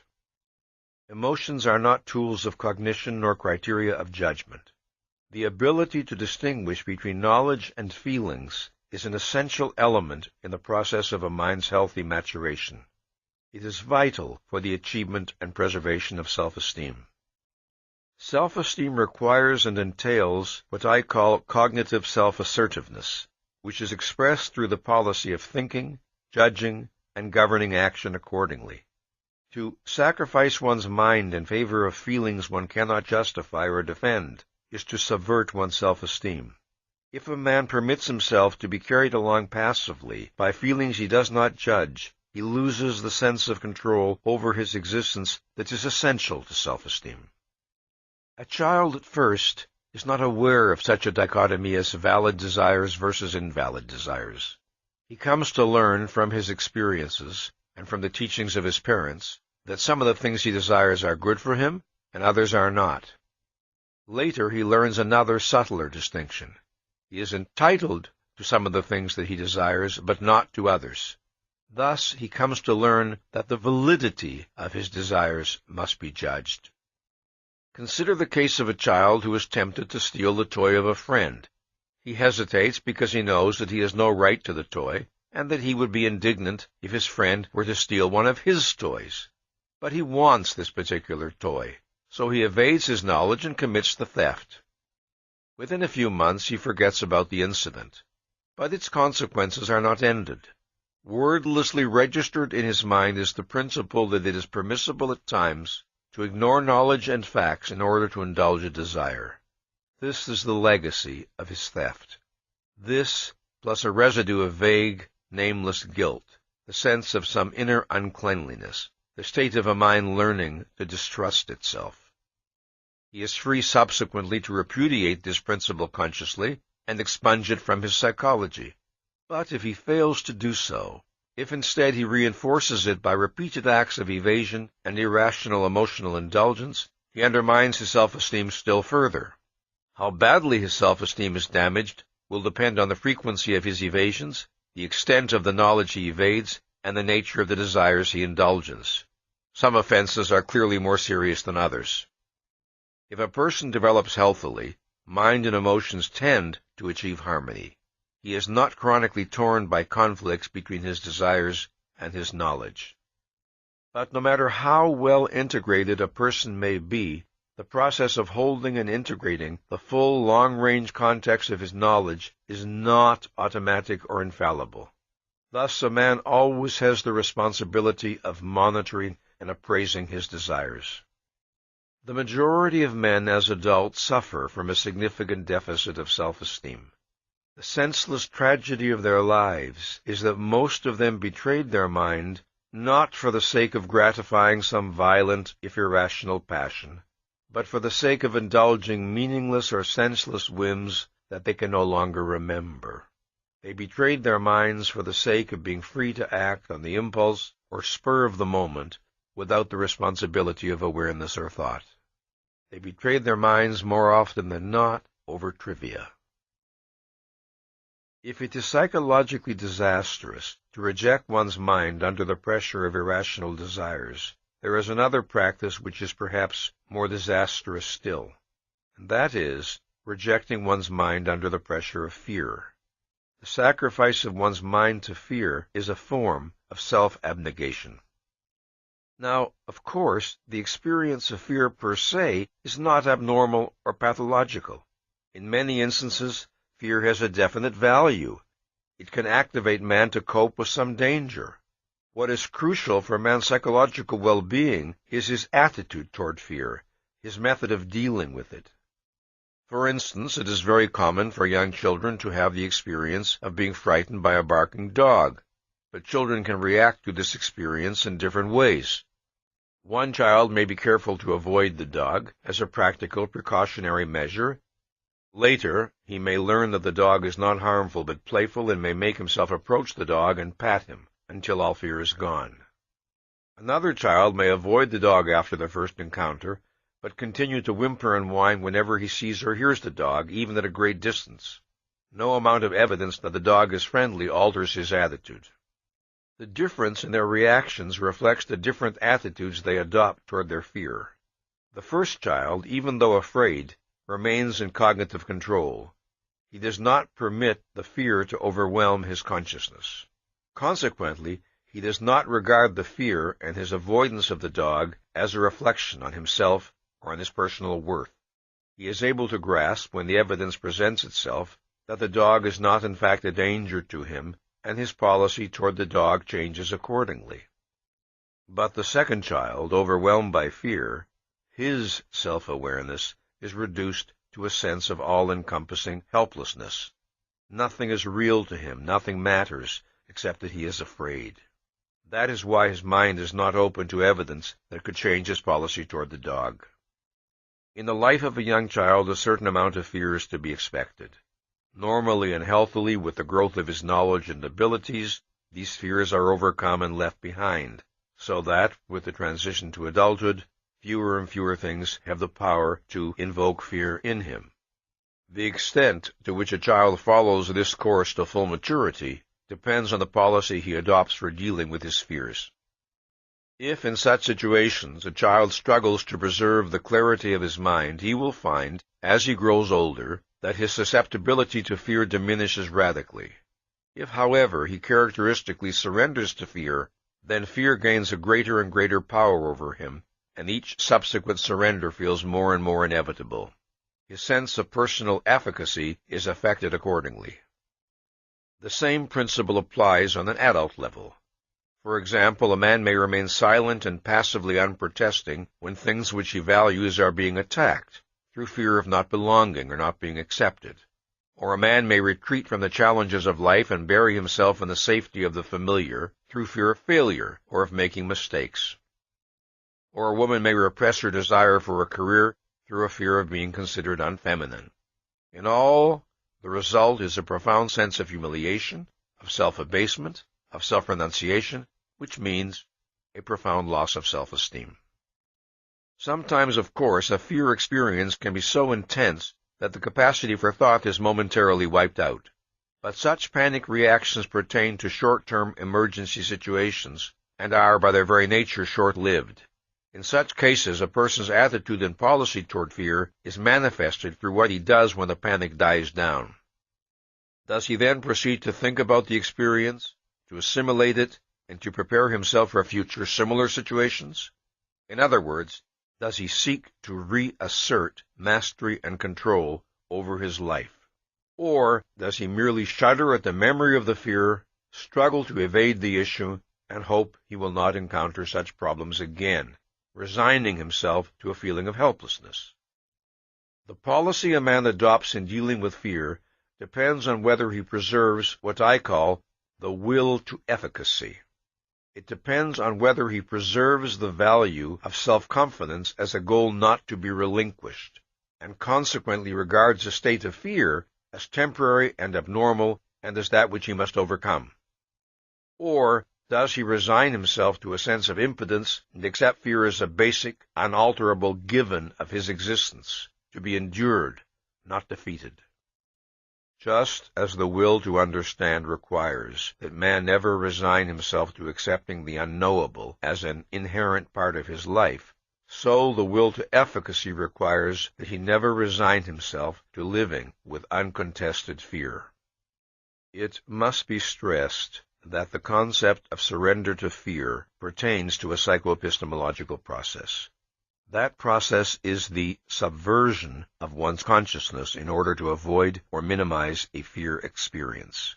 This practice is entirely different from the rational avoidance of real dangers. In fact, opposite principles are at work in these two cases. In the first case, one is fleeing from reality. In the second, one is taking proper cognizance of it. The policies by which a man determines the state of his self-esteem are formed gradually across time. They are not the product of the choices of a single moment or issue. The collapse of self-esteem is not reached in a day, a week, or a month. It is the cumulative result of a long succession of defaults, evasions, and irrationalities, a long succession of failures to use one's mind properly. Self-esteem, or the lack of it, is the reputation a man acquires with himself. In the process of his psychological growth and development, a human being creates his own character. He does not do so self-consciously or by explicit intention. He does so by means of the volitional choices he makes day by day. A child does not commit himself to the will to understand in explicit terms, but in issue after issue that falls within the range of his awareness, he strives to achieve the fullest clarity and intelligibility possible to him, and thus he acquires a mental habit, a policy of dealing with reality, which can be identified conceptually as the will to understand. It is a policy that he must reaffirm volitionally in each new issue he encounters for as long as he lives. It always remains a matter of choice. The choices a human being makes with regard to the operation of his consciousness do not vanish, leaving no trace behind them. These choices have long-term psychological consequences. The way a man chooses to deal with reality registers in his mind for good or for bad. Either it confirms and strengthens his self-esteem, or it undermines and depletes it. The concept of self-esteem must be distinguished from the concept of pride. The two are related, but there are significant differences in their meaning. Self-esteem pertains to a man's conviction of his fundamental efficacy and worth. Pride pertains to the pleasure a man takes in himself on the basis of and in response to specific achievements or actions. Self-esteem is confidence in one's capacity to achieve values. Pride is the consequence of having achieved some particular value or values. Self-esteem is, I can. Pride is, I have. The deepest pride a man can experience is that which results from his achievement of self-esteem. Since self-esteem is a value that has to be earned, the man who does so feels proud of his attainment. If, in spite of his best efforts, a man fails in a particular undertaking, he does not experience the same emotion of pride that he would feel if he had succeeded. But, if he is rational, his self-esteem is unaffected and unimpaired. His self-esteem is not, or should not be, dependent on particular successes or failures, since these are not necessarily in a man's direct or exclusive control. The failure to understand this principle causes an incalculable amount of unnecessary anguish and self-doubt. If a man judges himself by criteria that entail factors outside his control, the result is a precarious self-esteem that is in chronic jeopardy. For example, a man may find himself in a situation where it would be highly desirable for him to possess certain knowledge, but he does not possess it. This is not because of evasion or irresponsibility, but because he had seen no reason to acquire it, or had not known how to acquire it, or because the means to acquire it were not available to him. Now, in reason, such a man has no grounds to reproach himself for inadequacy, yet he does so, telling himself that somehow he should know the things he does not know, and his self-esteem suffers accordingly. One of the worst wrongs a man can do to himself is to accept an unearned guilt on the premise of a somehow. Somehow I should know. Somehow I should be able to do it. This, when there is no cognitive content to that somehow, only an empty, undefined charge supported by nothing. There is one reason in particular why many men are susceptible to this error. Although a man may be blameless in the present situation, previous irrationalities and failures to think may have led to a general sense of self-distrust, so that he never feels fully certain of his moral status. The solution to this problem lies in recognizing this form of uncertainty for what it is, identifying it as a symptom, and striving to be objective and factual in one's self-appraisal.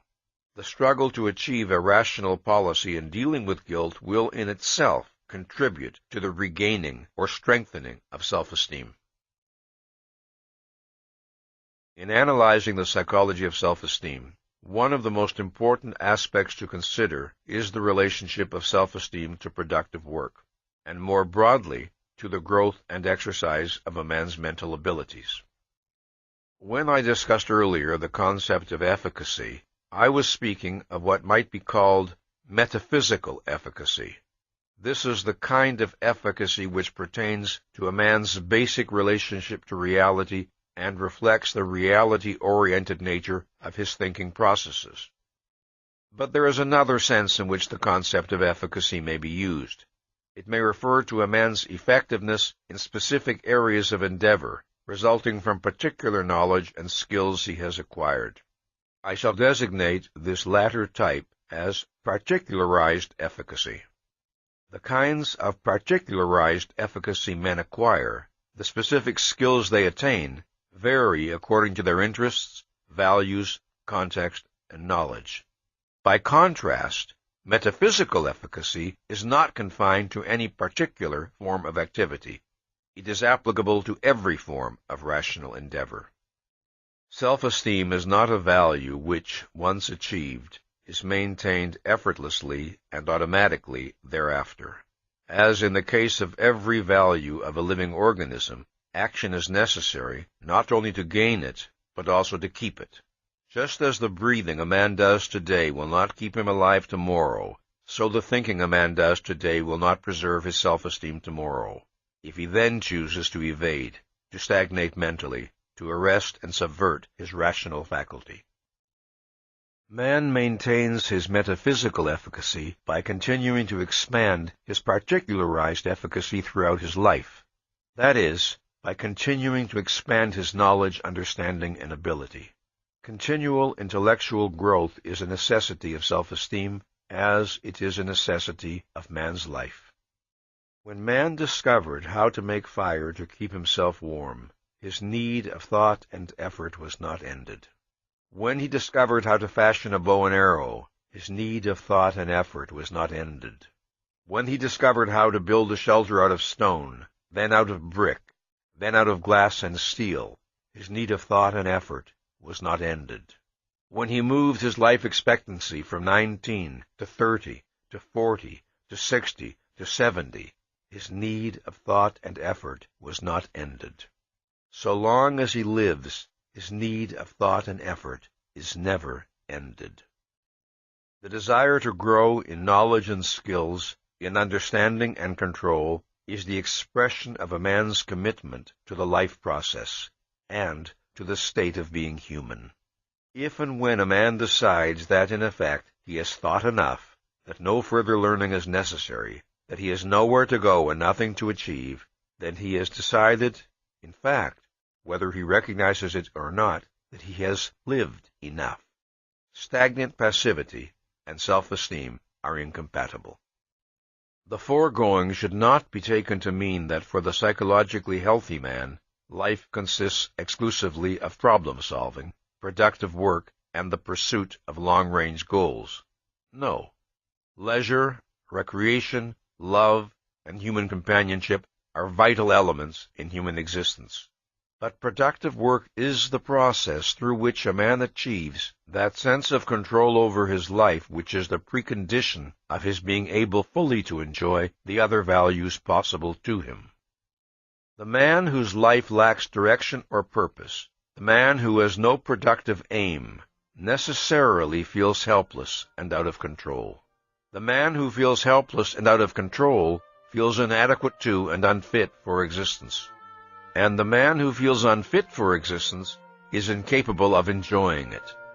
A productive purpose is a psychological need.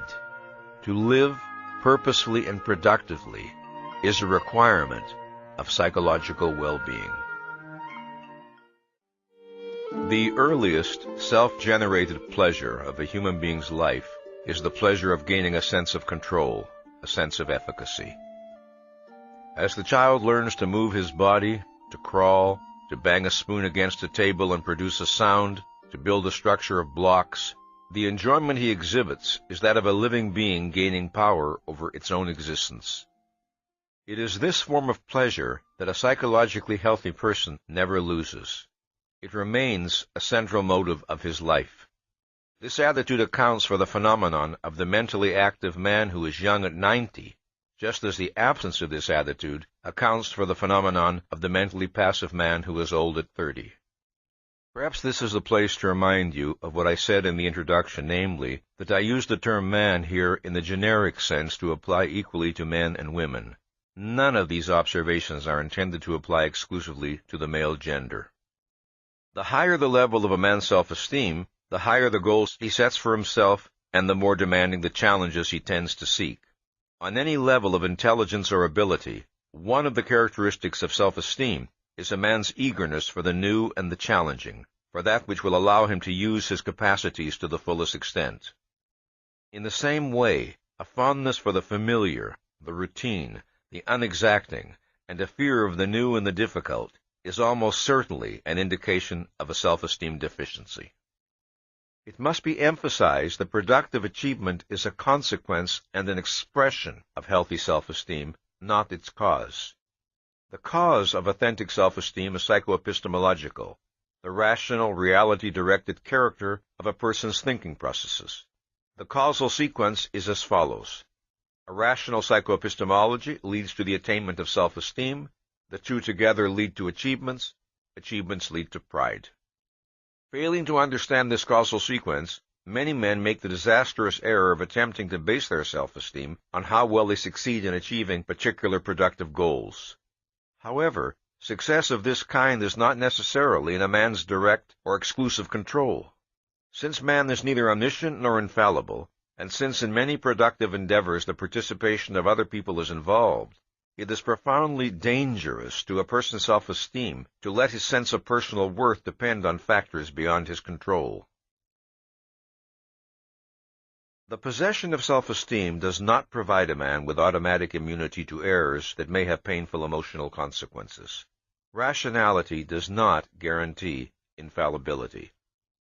But a healthy self-esteem gives man a great weapon in dealing with errors.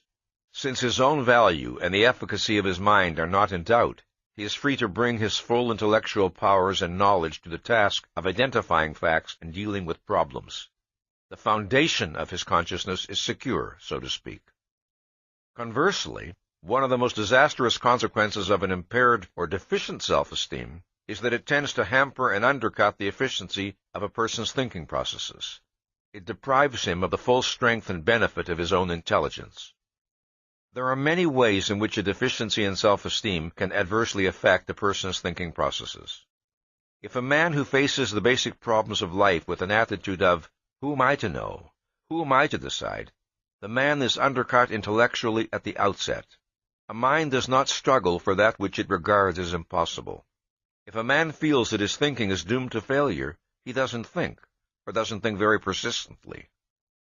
If a man sees himself as helpless, ineffectual, his actions will tend to confirm and reinforce his negative self-image, thus setting up a vicious circle. By the same principle, a man who is confident of his efficacy will tend to function efficaciously. A man's self-appraisal has profound motivational consequences for good or for bad. Its most immediate impact is felt in the quality and ambitiousness of his thinking. Many men become, in effect, the psychological prisoners of their own negative self-image. They define themselves as weak or mediocre or unmasculine or cowardly or ineffectual, and their subsequent performance is affected accordingly. The process by which this occurs is subconscious. Most men do not hold their self-image in conscious, conceptual form. While men are capable of acting contrary to their negative self-image, and many men do so at least on some occasions, the factor that tends to prevent them from breaking free is their attitude of resignation toward their own state. This is a particularly tragic error. When a person suffers from low self-esteem and institutes various irrational defenses to protect himself from the knowledge of his deficiency, he necessarily introduces distortions into his thinking. Consider, for example, the case of a man who, lacking authentic self-esteem, attempts to gain a sense of personal value from the image of himself as a big operator in business, a daring and shrewd go-getter who is just one deal away from a fortune. He keeps losing money in one get-rich-quick scheme after another. He is always blind to the evidence that his plans are impractical, always boasting extravagantly, his eyes on nothing but the hypnotically dazzling image of himself as a brilliantly skillful businessman. In order to protect a view of himself that the facts of reality cannot sustain, he severs cognitive contact with reality. He moves from one disaster to another, his sight turned inward, dreading to discover that the vision of himself, which feels like a life-preserver, is in fact a noose choking him to death. There is no way to preserve the clarity of one's thinking so long as there are considerations in one's mind that take precedence over the facts of reality.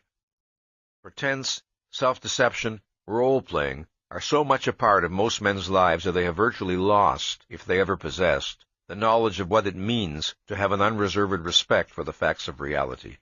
That is, what it means to take reality seriously. They spend most of their lives in a subjective world of their own neurotic creation, then wonder why they feel anxiety and helplessness in the real world.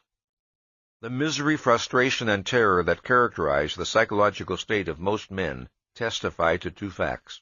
First, that self-esteem is a basic need without which man cannot live the life proper to him, and second, that self-esteem can be achieved only by the consistent exercise of the one faculty that permits man to apprehend reality, his reason. Since self-esteem is a fundamental need of man's consciousness, men who fail to achieve self-esteem strive to fake it. They try to evade its lack and to seek protection from their state of inner dread behind the barricade of a pseudo-self-esteem. Let me explain what pseudo-self-esteem means. It is a non-rational, self-protective device to diminish anxiety and to provide a spurious sense of security, a device to assuage a need of authentic self-esteem while allowing the real causes of its lack to be evaded. A person's pseudo-self-esteem is maintained by two means, essentially. First, by evading, repressing, rationalizing, and otherwise denying ideas and feelings that could affect his self-appraisal adversely. And second, by seeking to derive his sense of efficacy and worth from something other than rationality, some alternative value or virtue which he experiences as less demanding or more easily attainable. This might include such things as doing one's duty, or being financially successful, or sexually attractive. This complex process of self-deception, on which the neurotic builds so much of his life, holds the key to his motivation, to his values, and his goals. To understand the nature and form of a particular man's pseudo-self-esteem is to understand the mainspring of his actions, to know, in effect, what makes him tick. In the psychology of a man of authentic self-value, there is no clash between his recognition of the facts of reality and the preservation of his self-esteem. This is because he bases his self-esteem on his determination to know and to act in accordance with the facts of reality as he understands them. But to the man of pseudo-self-esteem, reality appears as a threat.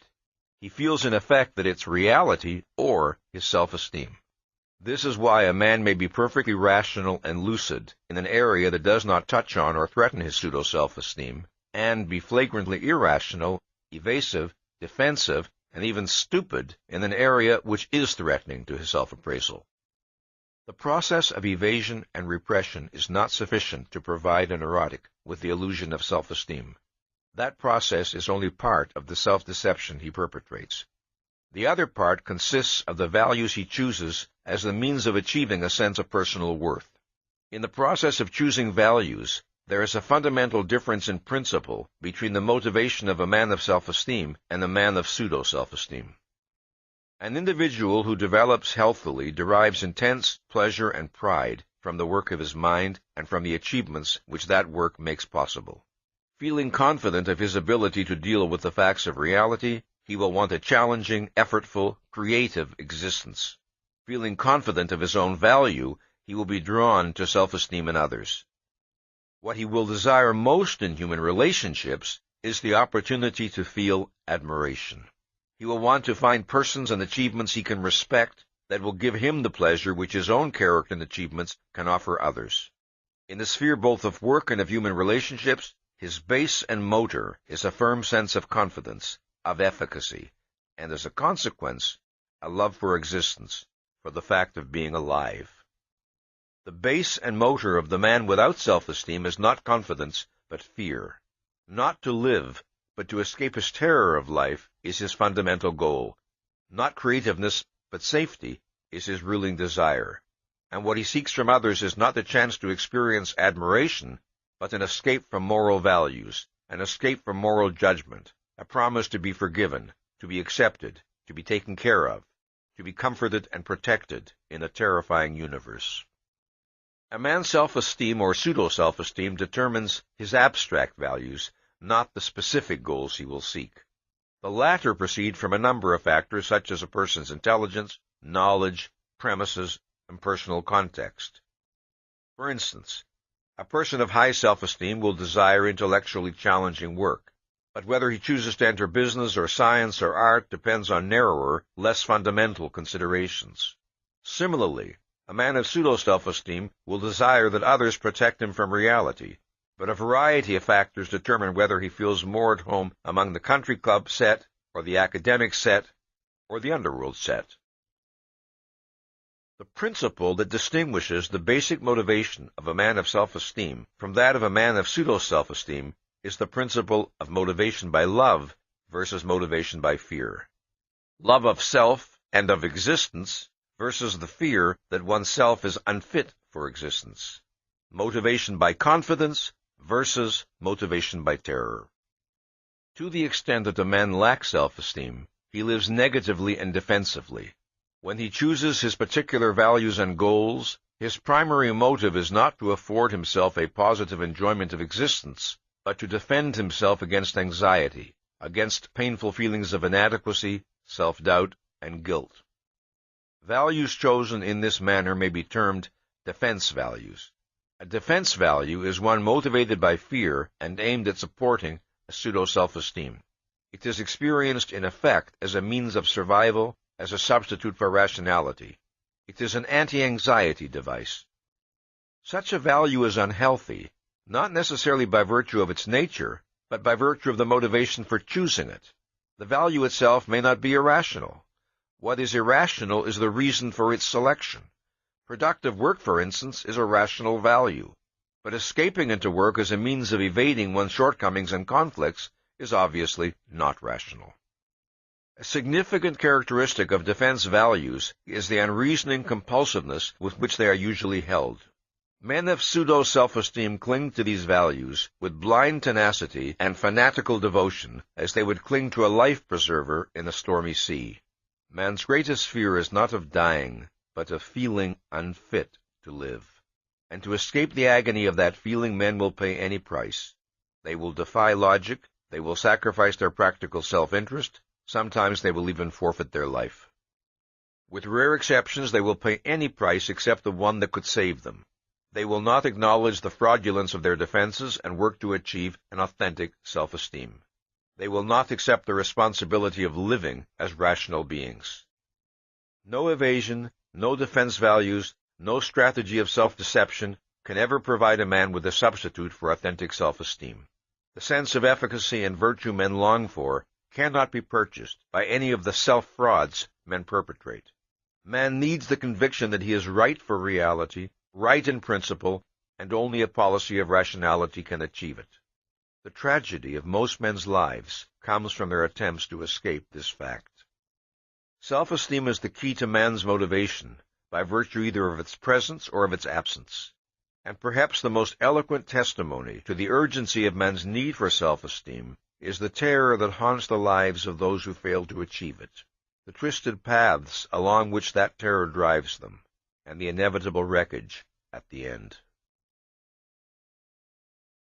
There is no object of fear more terrifying to man than fear itself, and no fear more terrifying than that for which he knows no object. Yet to live with such fear as a haunting constant of their existence is the fate of countless millions of men and women. It has been the fate of most of the human race. I do not speak of that fear which few men can escape, the fear of dictatorship, of war, of enslavement, of economic collapse, of arbitrary, unpredictable violence. Such fear can be natural and rational, a realistically appropriate response to concrete and tangible dangers. The fear of which I speak occurs without the existence of any apparent perils. Its unique characteristic is that it appears to be causeless. Its victims know only that it has struck them, but they do not know why. Project the kind of terror a man would feel while hanging by a frayed rope over an abyss. Then omit the rope and the abyss. Conceive of a person victimized by such an emotion, not while suspended precariously in space, but while safely at home in his living room or at his office. This is pathological anxiety in its acute stage. Pathological anxiety is a state of dread experienced in the absence of any actual or impending objectively perceivable threat. Pathological anxiety differs from the ordinary fears of everyday life. Ordinary fear is a proportionate and localized reaction to a concrete, external, and immediate danger, such as fear of standing in the path of an oncoming car. It differs also from normal anxiety. Normal anxiety is a feeling of helplessness and apprehension directed like fear toward a specific source, but the danger is less immediate than in the case of fear, and the emotion is more anticipatory, such as the feeling that might overcome a person confronted with signs of some serious illness. Normal fear and anxiety vanish when the danger is removed. They are not, in effect, a personality attribute of their possessor, but pathological anxiety is. Pathological anxiety does not always appear in an intense or violent form. Many of its victims know it, not as an acute attack of panic, or as a chronic sense of dread, but only as an occasional uneasiness, a diffuse sense of nervousness and apprehension, coming and going unpredictably, pursuing some incomprehensible pattern of its own. It can exist on a continuum from faint discomfort to an experience of such agony that many who have known it have sworn they would sooner die than undergo it a second time. In cases of pathological anxiety, the sufferer can give no identity to that which he fears, for he feels afraid of nothing in particular and of everything in general. If he tries to offer some rationalized explanation for his feeling, if he grasps at some sign in the external world to prove he is in danger, his explanations are transparently illogical. He then acts as though that which he fears is not any specific concrete, but reality as such. The percentage of people in the world who suffer from an acute form of mental or emotional disturbance is high. Yet such persons constitute only a very small percentage of the total number of men and women who suffer from pathological anxiety throughout most of their lives, but whose disorder never reaches an alarming degree. These individuals would, in most cases, be regarded by those around them as quite normal. They would not themselves think of questioning their psychological health merely because they are prey to fits of inexplicable, objectless apprehension. These are the persons who, for instance, cannot bear to be alone. or they cannot live without sleeping pills, or drink too much, or they feel a constant need to be amusing and entertain, or flee to too many movies they have no desire to see, and to too many gatherings they have no desire to attend. Or these persons are obsessively concerned with what others think of them, or they long to be emotional dependents or to be depended upon, or they succumb to periodic spells of unaccountable depression, or they run from one meaningless sexual affair to another, or they seek membership in a kind of collective movements that dissolve personal identity and obviate personal responsibility.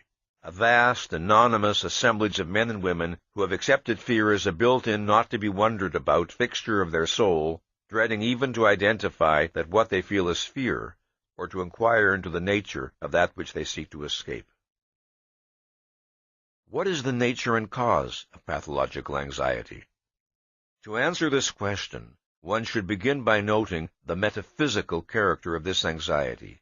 The fear seems to be directed at the universe at large, at existence as such, as though implying that to be is to be in mortal danger. The anxious person feels a profound sense of helplessness, of impotence. He feels a sense of shapeless but impending disaster, and often he feels a unique, nameless sense of guilt. And the guilt, too, has a metaphysical quality. He feels wrong as a person, wrong in some fundamental way that is wider than any particular fault or defect he can identify. When a person suffers from this metaphysical kind of dread, the cause does not lie in the external world. It lies within himself. It is not something that reality has done to him. It is something he has done to himself. He carries the threat and the danger within his own consciousness. Pathological anxiety is nature's alarm signal, warning a man that he is in an improper psychological condition, that his relationship to reality is wrong. It is his mind's cry of inefficacy and loss of control. It is a crisis of self-esteem. Whenever a man feels fear, any kind of fear, his response reflects an estimate of some danger to him, some threat to his values. The value being threatened, in the case of pathological anxiety, is the sufferer's ego. A person's ego is his mind, his faculty of awareness, his ability to think. It is the faculty that perceives reality, preserves the inner continuity of his existence, and generates his sense of personal identity. Any threat to a person's ego, anything which he experiences as a danger to his mind's efficacy and control, is a potential source of pathological anxiety. The pain of this anxiety is the most terrible that man can know, because the value at stake is necessarily the most crucial of all his values.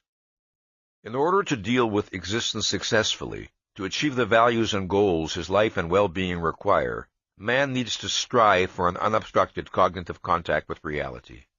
This means that he must maintain a full mental focus, must seek the clearest possible awareness with regard to his actions and concerns, and everything which bears upon them. If a man defaults on the responsibility of this task, the consequences are not merely the failure and defeats he suffers existentially. The deadlier penalty is the consequence for his ego, for his sense of himself. He is sentenced to the feeling that his mind is not a reliable instrument. Whatever a man may have the power to fake, he has no way to fake an efficacy his ego does not possess. If his mind is out of control, it is out of control. No rationalizations, no denials can wipe this fact out of existence or extinguish its psychological consequence, self-distrust. If a person refuses to give thought to issues which he knows, clearly or dimly, require his attention, he may evade the fact of his evasion, but the contradiction between his knowledge and his performance is a fact and cannot be escaped. The fact does not vanish. It is registered in his subconscious, along with the knowledge that the evaded issues have not vanished either. The result is self-distrust. If a man establishes within his consciousness the principle that it is permissible to act with his mind unfocused, that he need not know what he is doing or why, that the difficult need not be thought about, that the painful need not be faced, that the undesirable need not be acknowledged, then this is the secret knowledge about its method of functioning that a man's ego cannot escape. This is the root of self-distrust, self-doubt, and guilt. When one considers the amount of reckless irrationality that most men permit themselves and regard as normal, one does not have to be astonished by the prevalence of so-called causeless fear. If men feel anxiously uncertain of their ability to deal with the facts of existence, they have given themselves ample grounds for their feeling.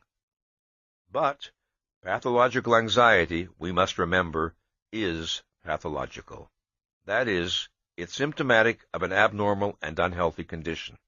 A state of chronic dread is not man's natural condition. The fact that man is neither omniscient, nor omnipotent, nor infallible, nor immortal does not constitute grounds for his ego to feel overwhelmed by a sense of inefficacy. A rational person does not set his standard of efficacy in opposition to his own nature and to the nature of reality. Neither is man born with any sort of original sin. If a man feels guilty, it is not because he is guilty by nature. Sin is not original, it is originated. The problem of anxiety is psychological, not metaphysical. To the extent that a person indulges in irrational, mind-subverting psychoepistemological policies, he sentences himself to a chronic anticipation of disaster. If he fails to do the thinking his life and concerns require, he cannot escape the awareness that the range of his action exceeds the range of his thought, that challenges and demands will confront him to which he is inadequate. He feels afraid because of the thinking he failed to do, and guilty because of the knowledge that he should have done it. If he acts contrary to his convictions, if he takes actions which he regards as wrong, and or fails to take actions which he regards as right, he comes to experience the feeling not merely that his actions are wrong, but that he is wrong.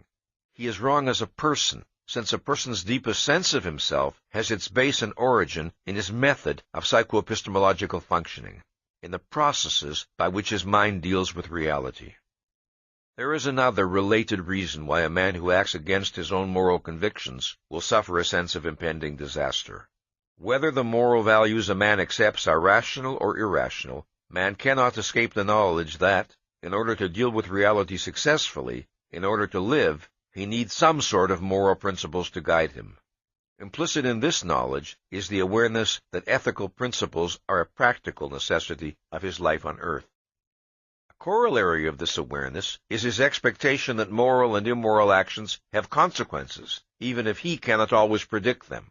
If he takes actions which he regards as good, he expects to benefit. If he takes actions which he regards as bad, he expects to suffer, although this expectation is often evaded and repressed. Thus, what he is left with, if he betrays his own standards, is the sense of some unknown danger, some unknown retribution, waiting for him ahead. Let us consider an example. A man who has been married for 10 years falls in love with another woman. For a long time, he has resisted identifying his marital dissatisfaction, as well as his feeling for the other woman. But gradually, the repression breaks down, and he finds himself daydreaming about the other woman more and more.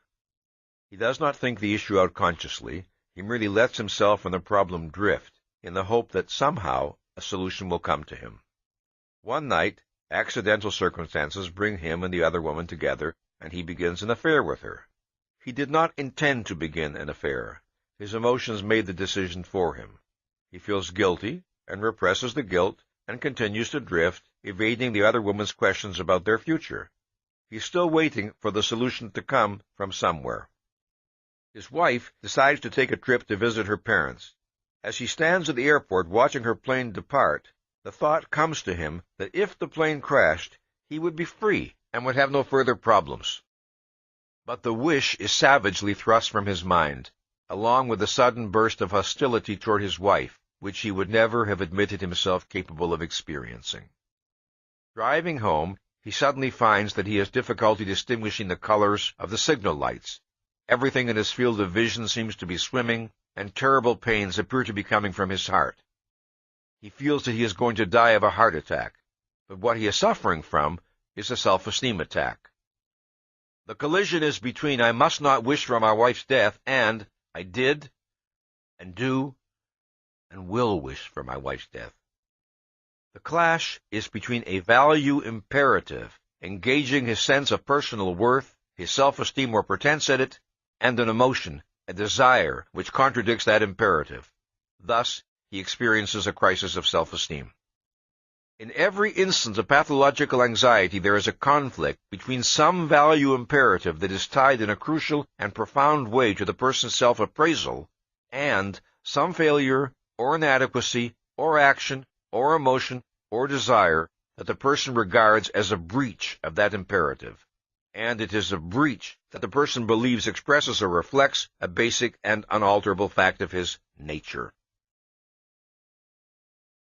One of the worst consequences of pathological anxiety is its destructive impact on the objectivity and clarity of a person's thinking. When a person doubts the efficacy of his mind, his tendency is to surrender to the guidance of his emotions, since they appear to possess a certainty and authority that his intellect lacks. His emotions are not a substitute for rational cognition at any time, but they are never a less reliable guide than in the midst of an anxiety state. Because the experience of anxiety is so intrinsically painful, neurotics adopt a vast variety of devices and techniques in order to defend themselves against it. Evasion, repression, and rationalization underlie most, if not all, of such defenses. The neurotic can blank out the reality of his objectionable actions. He can repress his unresolved conflicts. He can disown his guilt feelings. He can deny or rationalize his fear. He can seek to distract himself by the frenzied pursuit of various activities. He can avoid the challenge of the unfamiliar. He can elaborate a fantasized self-image to protect him from a self-evaluation he dreads to acknowledge. Often, the repression of the anxiety problem and of the conflicts underlying it results in the formation of other neurotic symptoms. One of these symptoms is particularly worthy of attention in the present context: neurotic depression. Depression, like anxiety, can be normal or pathological. Anxiety is a response to the threatened destruction or loss of a value. Depression is a response to the accomplished destruction or loss of a value. Anxiety is anticipatory and is directed to the future. Depression is directed to the past. Depression is regarded as pathological when it is unrelated to any objective loss or when its intensity and duration are grossly disproportionate to the loss. Neurotic depression is characterized by despair, passivity, a feeling that action and effort are futile, that nothing is worth doing, and by feelings of self-rejection and self-condemnation. Now, in what manner can depression relate to anxiety? A person is made anxious because of urgent demands, claims, or self-expectations which he feels unable to satisfy. For example, the imperative that he possess certain knowledge and be able to cope with certain responsibilities. He is caught in a conflict. Suppose that he attempts to minimize his anxiety by repressing both the conflict and the related guilt. In its place, on the conscious level of his awareness, he experiences a sense of passivity, futility, and general worthlessness. If one listens closely to his declarations that he is hopeless, that life is hopeless, that he is no good, one can discern another message to be read in his words, and that message is, "Expect nothing of me, demand nothing of me." Since he is incurably worthless, he is outside the realm of moral expectations. In this manner he resolves the conflict that threatens him with anxiety. In other words, he seeks to anticipate the worst and make it a fait accompli without coming to grips with his actual problem. Under the guise of renouncing his self-esteem, he is still secretly trying to protect it by neurotic means. This is one of the ways in which depression can be a subconsciously elected alternative to anxiety. Here is another, more indirect pattern. Suppose that a man, rightly or wrongly, accepts certain moral standards as essential criteria of his personal worth, and yet in some crucial respect feels unable to comply with them. Or suppose he desires something desperately which he regards as immoral and therefore impossible to assert or pursue. The conflict, let us say, is repressed. Since it is repressed, it cannot be resolved. He can neither recheck his standards and discover whether he has made an error, nor can he form any rational policy in regard to the failure or action or desire that is in conflict with his self-expectations. He is left with the oppressive enervating sense of some nameless, unalterable burden which he is sentenced to carry and live with to the end of his days. He has lost or minimized his anxiety. He may be comparatively free of conscious guilt, but what he experiences instead is despair, an exhausting despair that paralyzes the will to act. He has relinquished the possibility of achieving self-esteem or happiness. To regain his mental health, the depressed person must be willing to experience anxiety. He must be willing to relinquish the comfort of despair and to confront his anxiety-provoking conflicts in order to resolve them and move forward. Anxiety is still a sign of life, of conflict and struggle, and therefore of possible victory. But depression is resignation to defeat. Anxiety and guilt are painful and disruptive of clear objective thinking. But just as physical pain has a crucial survival value, warning a person that his body is in danger, so anxiety and guilt have the same survival value and perform the same function for man's mind and person. Man is free to ignore the warning signals of danger, but the warning is there, in the form of a penalty he cannot escape. And thus, paradoxically, pathological anxiety is at once man's protector and his nemesis. If a man defaults on the responsibility of reason, then his self-betrayed ego becomes its own avenger. A man need not have solved his every psychological problem before he can be free of anxiety and guilt, but it is necessary that he correct the base of his problems, the policy of permitting some other considerations to take precedence over his perception of the facts of reality. The determination to face his problems, to look at reality, is the essential first step in the process by which a man sets himself free of fear and guilt. If and to the extent that this determination is maintained and implemented, psychological liberation will follow. Entailed by the process of achieving self-esteem is a corollary process, that of forming a strong positive sense of personal identity, the sense of being a clearly defined psychological entity. A person's I, his ego, his deepest sense of self, is his faculty of awareness, his capacity to think. Across his lifetime, a person's knowledge grows, his convictions may change, his emotions come and go. But that which knows, judges, and feels, that is the changeless constant within him. To choose to think, to identify the facts of reality, to assume the responsibility of judging what is true or false, right or wrong, is man's basic form of self-assertiveness. It is his acceptance of his own nature as a rational being, his acceptance of the responsibility of intellectual independence, his commitment to the efficacy of his own mind. The hallmark of healthy self-assertiveness in a child is his visible delight in the action of his mind, his desire for the new, the unexplored, the challenging, his refusal to accept on faith the platitudes of his elders. Add to that his insistent use of the word why, his boredom with routine, his hunger for that which will necessitate the fullest exercise of his powers, and thus allow him to achieve and experience the growing pride of self-esteem. Above all, as he grows and develops, such a child is the originator of his own goals. He does not look to others to tell him what will give him enjoyment. He does not expect and does not wish to be told what to do with his time, what to admire, what to pursue, and, years later, what career to select. He is a self-generator, and he is not frightened by, this responsibility.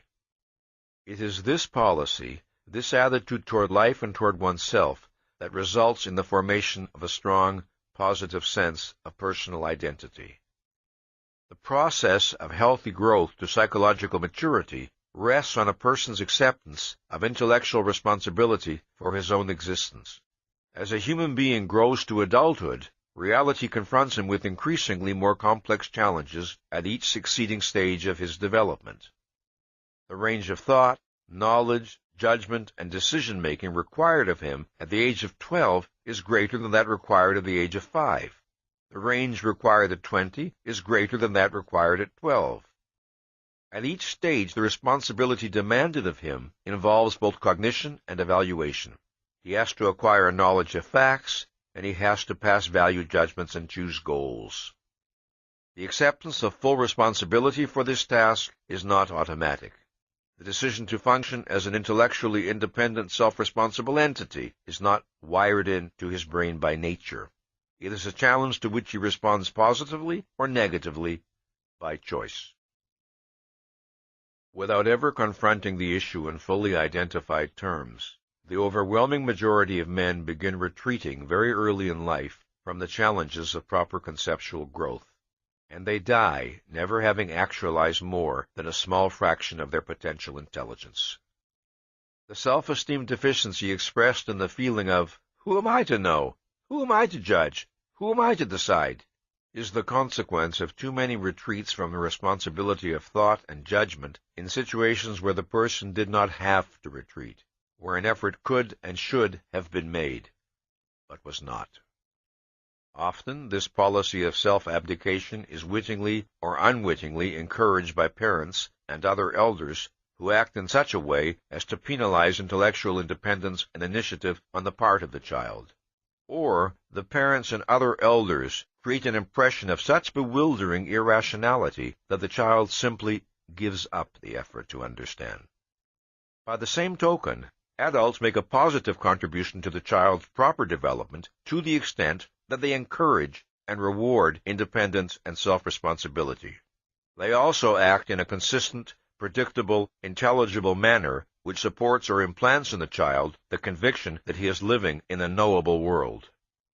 The fear of relying on the judgment of one's own mind is felt most acutely in the realm of values, because of the direct consequences of one's judgments for one's life and well-being.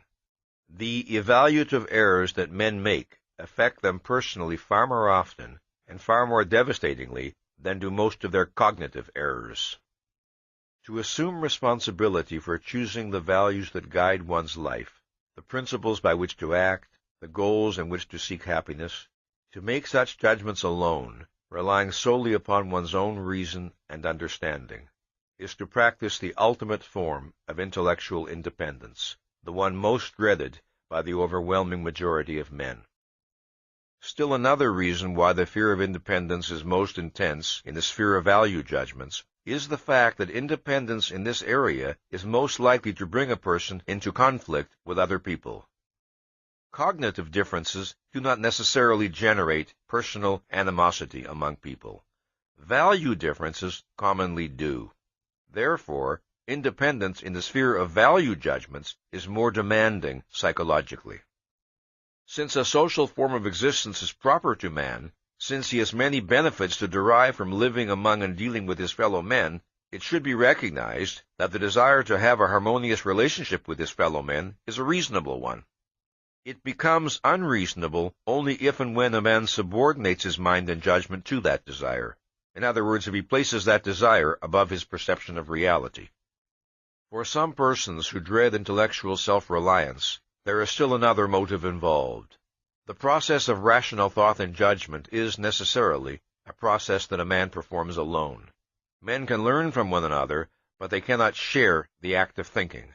It is a solitary process, not a social one. There are men who dread independent thought and judgment precisely for this reason.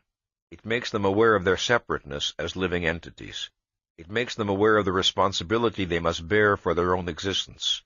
It forces them to face their own being, and thus to confront the terror of their own state of non-being.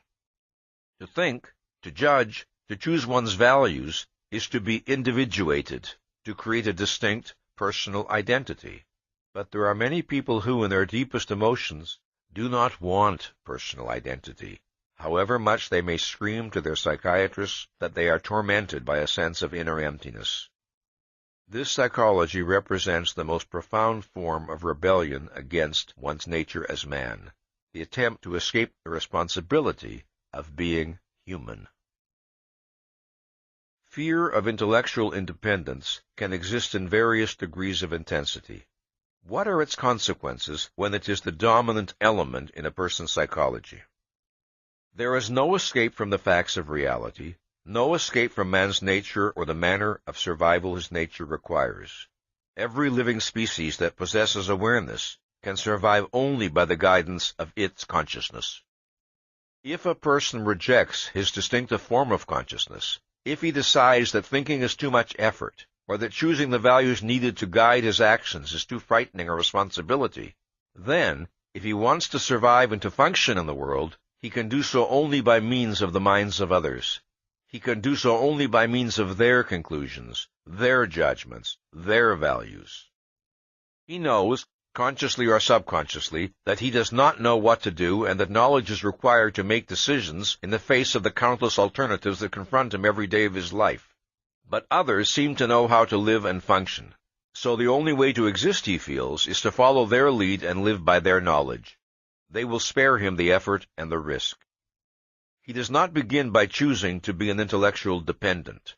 He begins by failing to assume the responsibility of thinking and judging on his own. Then he is forced into the position of a dependent. A person of self-esteem deals with reality, with nature, with an objective universe of facts. He holds his mind as his tool of survival and develops his ability to think. But the psychoepistemological dependent lives not in a universe of facts, but a universe of people. People, not facts, are his reality. Reality is reality as perceived by them. It is on them that his consciousness must focus. It is they who he must understand, or please, or placate, or deceive, or maneuver, or manipulate, or obey. To grasp and successfully to satisfy the expectations, conditions, demands, terms, values of others is experienced by him as his deepest, most urgent need. The temporary diminution of his anxiety, which the approval of others offers him, is his substitute for self-esteem. This is the phenomenon that I call social metaphysics. Remember that metaphysics is one's view of the nature of reality. To the psychoepistemological dependent, reality is people. In his thinking, people occupy the place which, in the mind of a rational person, is occupied by reality. Social metaphysics, then, is the psychological syndrome that characterizes a person who holds the minds of other people, not objective reality, as his ultimate frame of reference. Since the social metaphysician's pseudo-self-esteem rests on his ability to deal with the world as perceived by others, his fear of disapproval or condemnation is the fear of being pronounced inadequate to reality, unfit for existence, devoid of personal worth. In order to belong with others, the social metaphysician is willing to belong to them. Since, however, he is seeking a manner of survival improper to man by nature, he condemns himself to chronic insecurity and to a fear of other men that is profoundly humiliating. The nature of his humiliation and fear, however, are seldom identified by him, because he would find it too degrading. Most often he seeks to protect his pseudo-self-esteem by evading the humiliation and rationalizing the fear. Such men, prompted by a fear they dare not acknowledge and so cannot overcome, invent non-existent dangers or grossly exaggerate minor ones, betray their own minds, sell out whatever authentic rationality they possess, and they acquire a vested interest in believing that men are unavoidably evil, that human existence is evil, that the good has no chance on earth. Consider the case of a successful playwright who selects some important theme as the subject of a play, a theme deserving a serious, dramatic presentation, and then realizes that his viewpoint will antagonize a great many people. He decides, therefore, to write the play as a comedy, making good-natured fun of the things he regards as evil, counting on his humor to prevent anyone from taking his view seriously and being offended or antagonized. He does not tell himself that he dreads to be regarded as unfashionable. Instead, he tells himself that serious plays dealing with controversial ideas are non-commercial. But he cannot entirely elude the knowledge that he has sold out the motive that prompted his desire to write the play in the first place.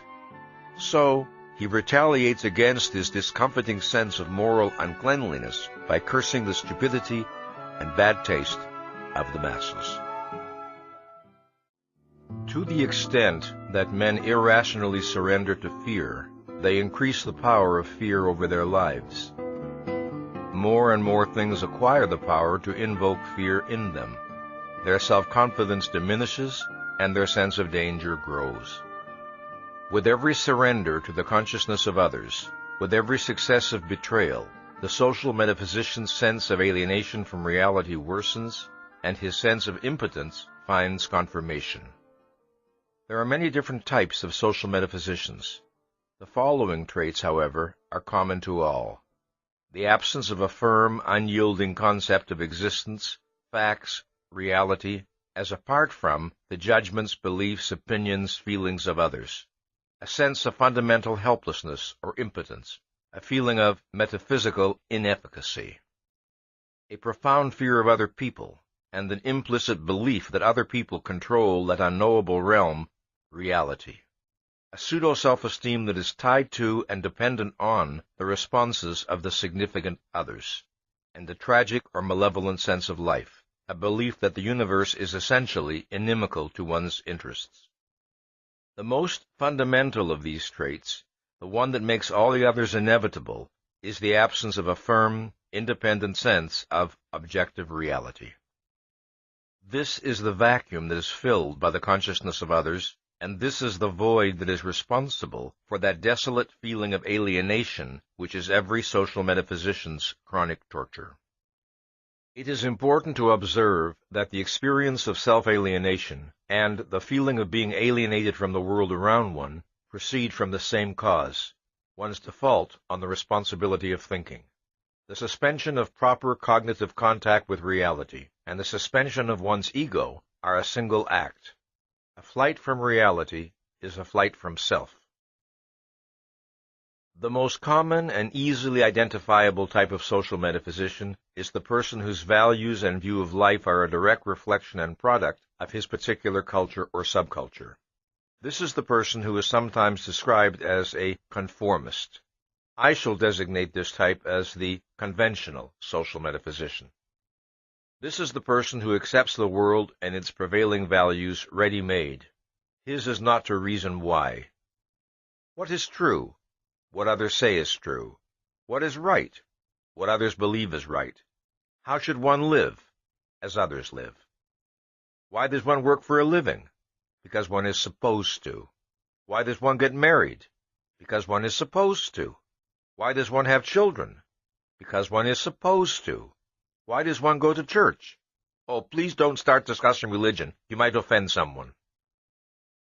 This is the person for whom reality is the world as interpreted by the significant others of his social environment.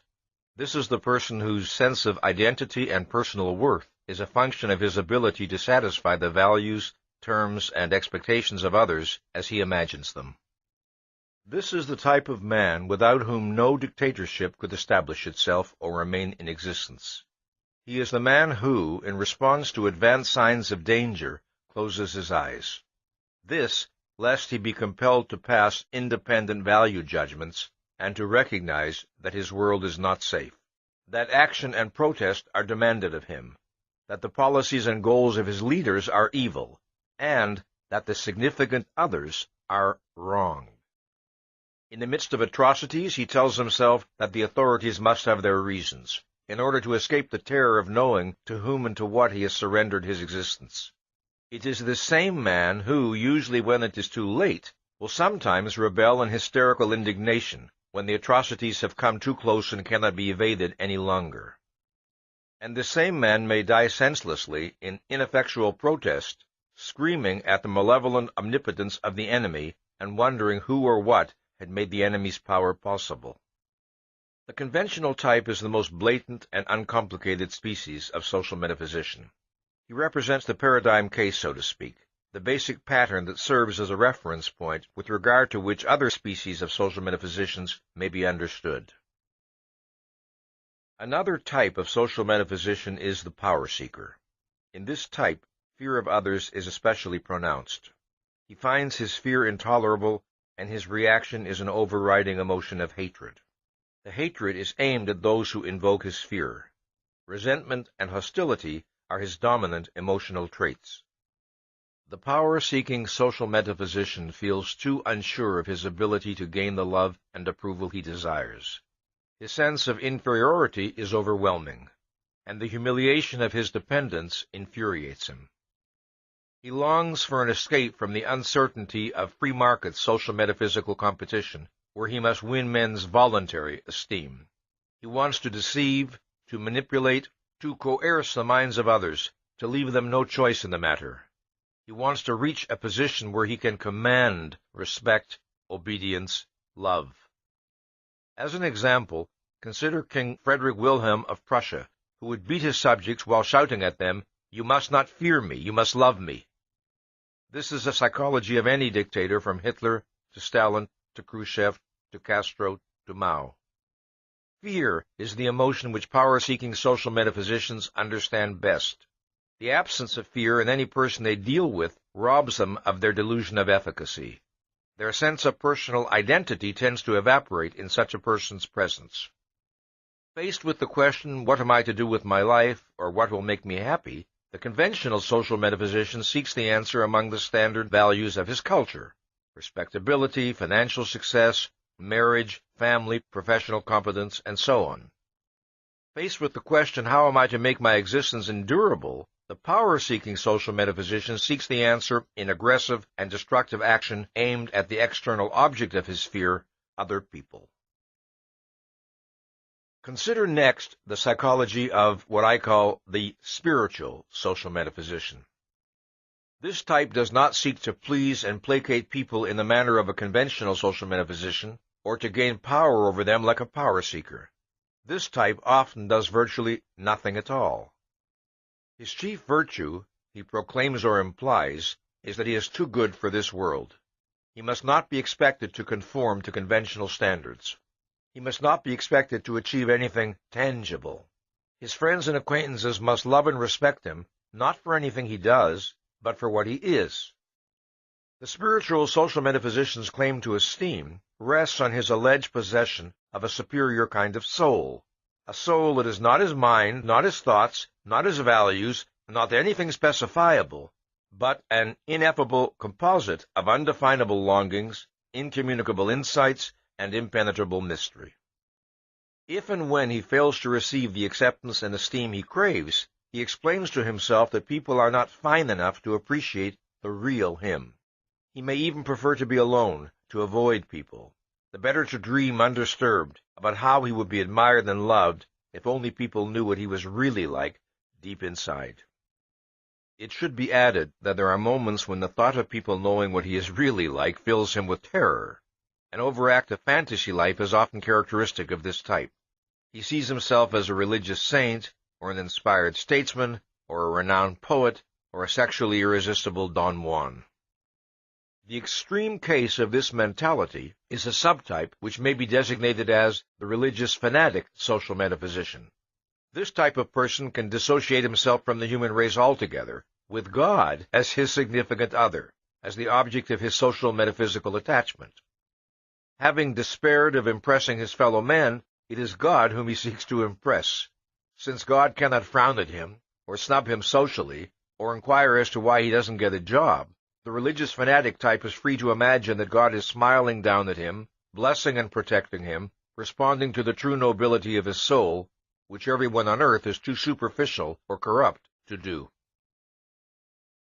Then there is the independent social metaphysician. This is the counterfeit individualist, the man who rebels against the status quo for the sake of being rebellious, the man whose pseudo-self-esteem is tied to the picture of himself as a defiant nonconformist. This is the rebel who fulfills his concept of profundity and self-expression by proclaiming that everything stinks. This is the nihilist. This is the hippie. This is the quote-unquote individualist who proves it by scorning money, marriage, jobs, baths, and haircuts. Overwhelmed by feelings of inadequacy in relation to the conventional standards of his culture, this type of person retaliates with the formula, "Whatever is wrong." Overwhelmed by the belief that no one can possibly like or accept him, he goes out of his way to insult people, lest they imagine that he desires their approval. Overwhelmed with humiliation at feeling himself an outcast, he struggles to conquer his sense of non-identity by maintaining that to be an outcast is proof of one's superiority. While he may profess devotion to some particular idea or goal, his primary motivation is negative rather than positive. He is against rather than for. He does not originate or struggle for positive values of his own, he merely rebels against the values and standards of others. This, as if the absence of passive conformity, rather than the presence of independent rational judgment, were the hallmark of self-reliance and spiritual sovereignty. It is by means of this delusion that he seeks to escape the fact of his inner emptiness. There is, finally, a type of social metaphysician that differs in important respects from all the foregoing varieties I have described. I call this type the ambivalent social metaphysician. This is the person who has still preserved a significant degree of intellectual sovereignty. The ambivalent type seldom dares to question the fundamental values of his social environment, but he is often indifferent to these values, paying them only perfunctory respect. In the areas of life to which these values pertain, he does not assert counter-values of his own. He merely withdraws, surrendering those aspects of reality to others. He tends to restrict his activity and concern to the sphere of his work, where his self-reliance and sovereignty are greatest. His superiority to other social metaphysicians is evidenced not only by his greater independence, but also by his desire to earn the esteem he longs for, by his relative inability to find real pleasure in an admiration not based on standards he can respect, and by his tortured disgust at his own fear of the disapproval of others. Among this type, one will find men of distinguished achievements and outstanding creative originality, men whose treason and tragedy lie in the contrast between their private lives and their lives as creators. These are the men who have the courage to challenge the cognitive judgments of world figures, but lack the courage to challenge the value judgments of the folks next door. It must be understood that none of the social metaphysical types I have described are intended to represent mutually exclusive categories. Any particular social metaphysician may possess characteristics of several types.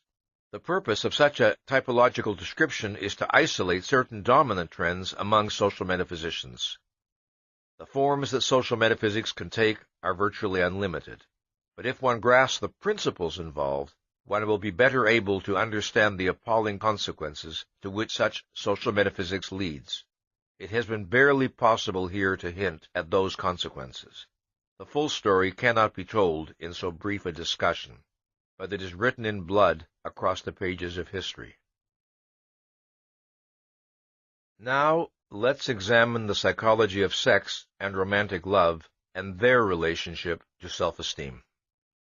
The two sources of greatest potential happiness for human beings are productive work and romantic love. Through the productive use of his mind, man gains control over his existence and experiences the pleasure and pride of efficacy. Through romantic love, man gains the ultimate emotional reward of his efficacy and worth, not merely as a producer, but as a person, the reward and celebration of himself and of what he has made of himself, that is, of the kind of character and soul he has created. The experience of romantic love answers a profound psychological need in people, but the nature of that need cannot be understood apart from an understanding of a wider need. That is, man's need of human companionship, of human beings he can respect, admire, and value, and with whom he can interact intellectually and emotionally. Everyone is aware of the desire for companionship, for someone to talk to be with, to feel understood by, to share important experiences with, the desire for emotional closeness with another human being. What is the nature of the psychological need that generates this desire? I shall begin by giving an account of two events that were crucial in leading me to the answer, because I believe this will help you to understand the issues involved. One afternoon, while sitting alone in my living room, I found myself contemplating with pleasure a large philodendron plant standing against a wall.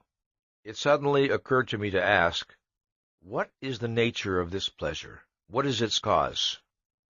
Essential to my enjoyment was the knowledge that the plant was healthfully and glowingly alive. There was the feeling of a bond, almost a kind of kinship, between the plant and me. In the midst of inanimate objects, we were united in the fact of possessing life. Suppose, I thought, one were on the dead planet, where one had every material provision to ensure survival, but where nothing was alive. Then suppose one came upon a living plant. surely one would greet the sight with eagerness and pleasure. Why? Because, I realized, all life by its very nature entails a struggle, and struggle entails the possibility of defeat. Man finds pleasure in seeing concrete instances of successful life, as confirmation of his knowledge that successful life is possible. It is, in effect, a metaphysical experience. If such is the value that a plant can offer to man, I wondered, then cannot the sight of another human being offer man a much more intense form of that experience? The next crucial step in my thinking occurred on an afternoon when I sat on the floor playing with my dog, a wire-haired fox terrier named Mutnik. We were boxing with each other in mock ferociousness. What I found delightful and fascinating was the extent to which Mutnik appeared to grasp the playfulness of my intention.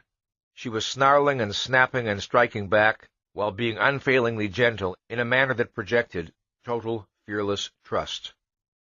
The event was not unusual. It is one with which most dog owners are familiar. But a question suddenly occurred to me. Why am I having such an enjoyable time? What is the nature and source of my pleasure? Part of my response, I recognized, was simply the pleasure of watching the healthy self-assertiveness of a living entity. But the essential factor causing my response pertained to the interaction between the dog and myself, the sense of interacting and communicating with a living consciousness. Suppose I were to view Mutnik as an automaton without consciousness or awareness, and to view her actions and responses as entirely mechanical. Then my enjoyment would vanish. The factor of consciousness was of primary importance. Then I thought, suppose I were left on an uninhabited island. Would not the presence of Mutnik be an enormous value to me? Obviously it would. Because she could make a practical contribution to my physical survival? Obviously not. Then what value did she have to offer? Companionship.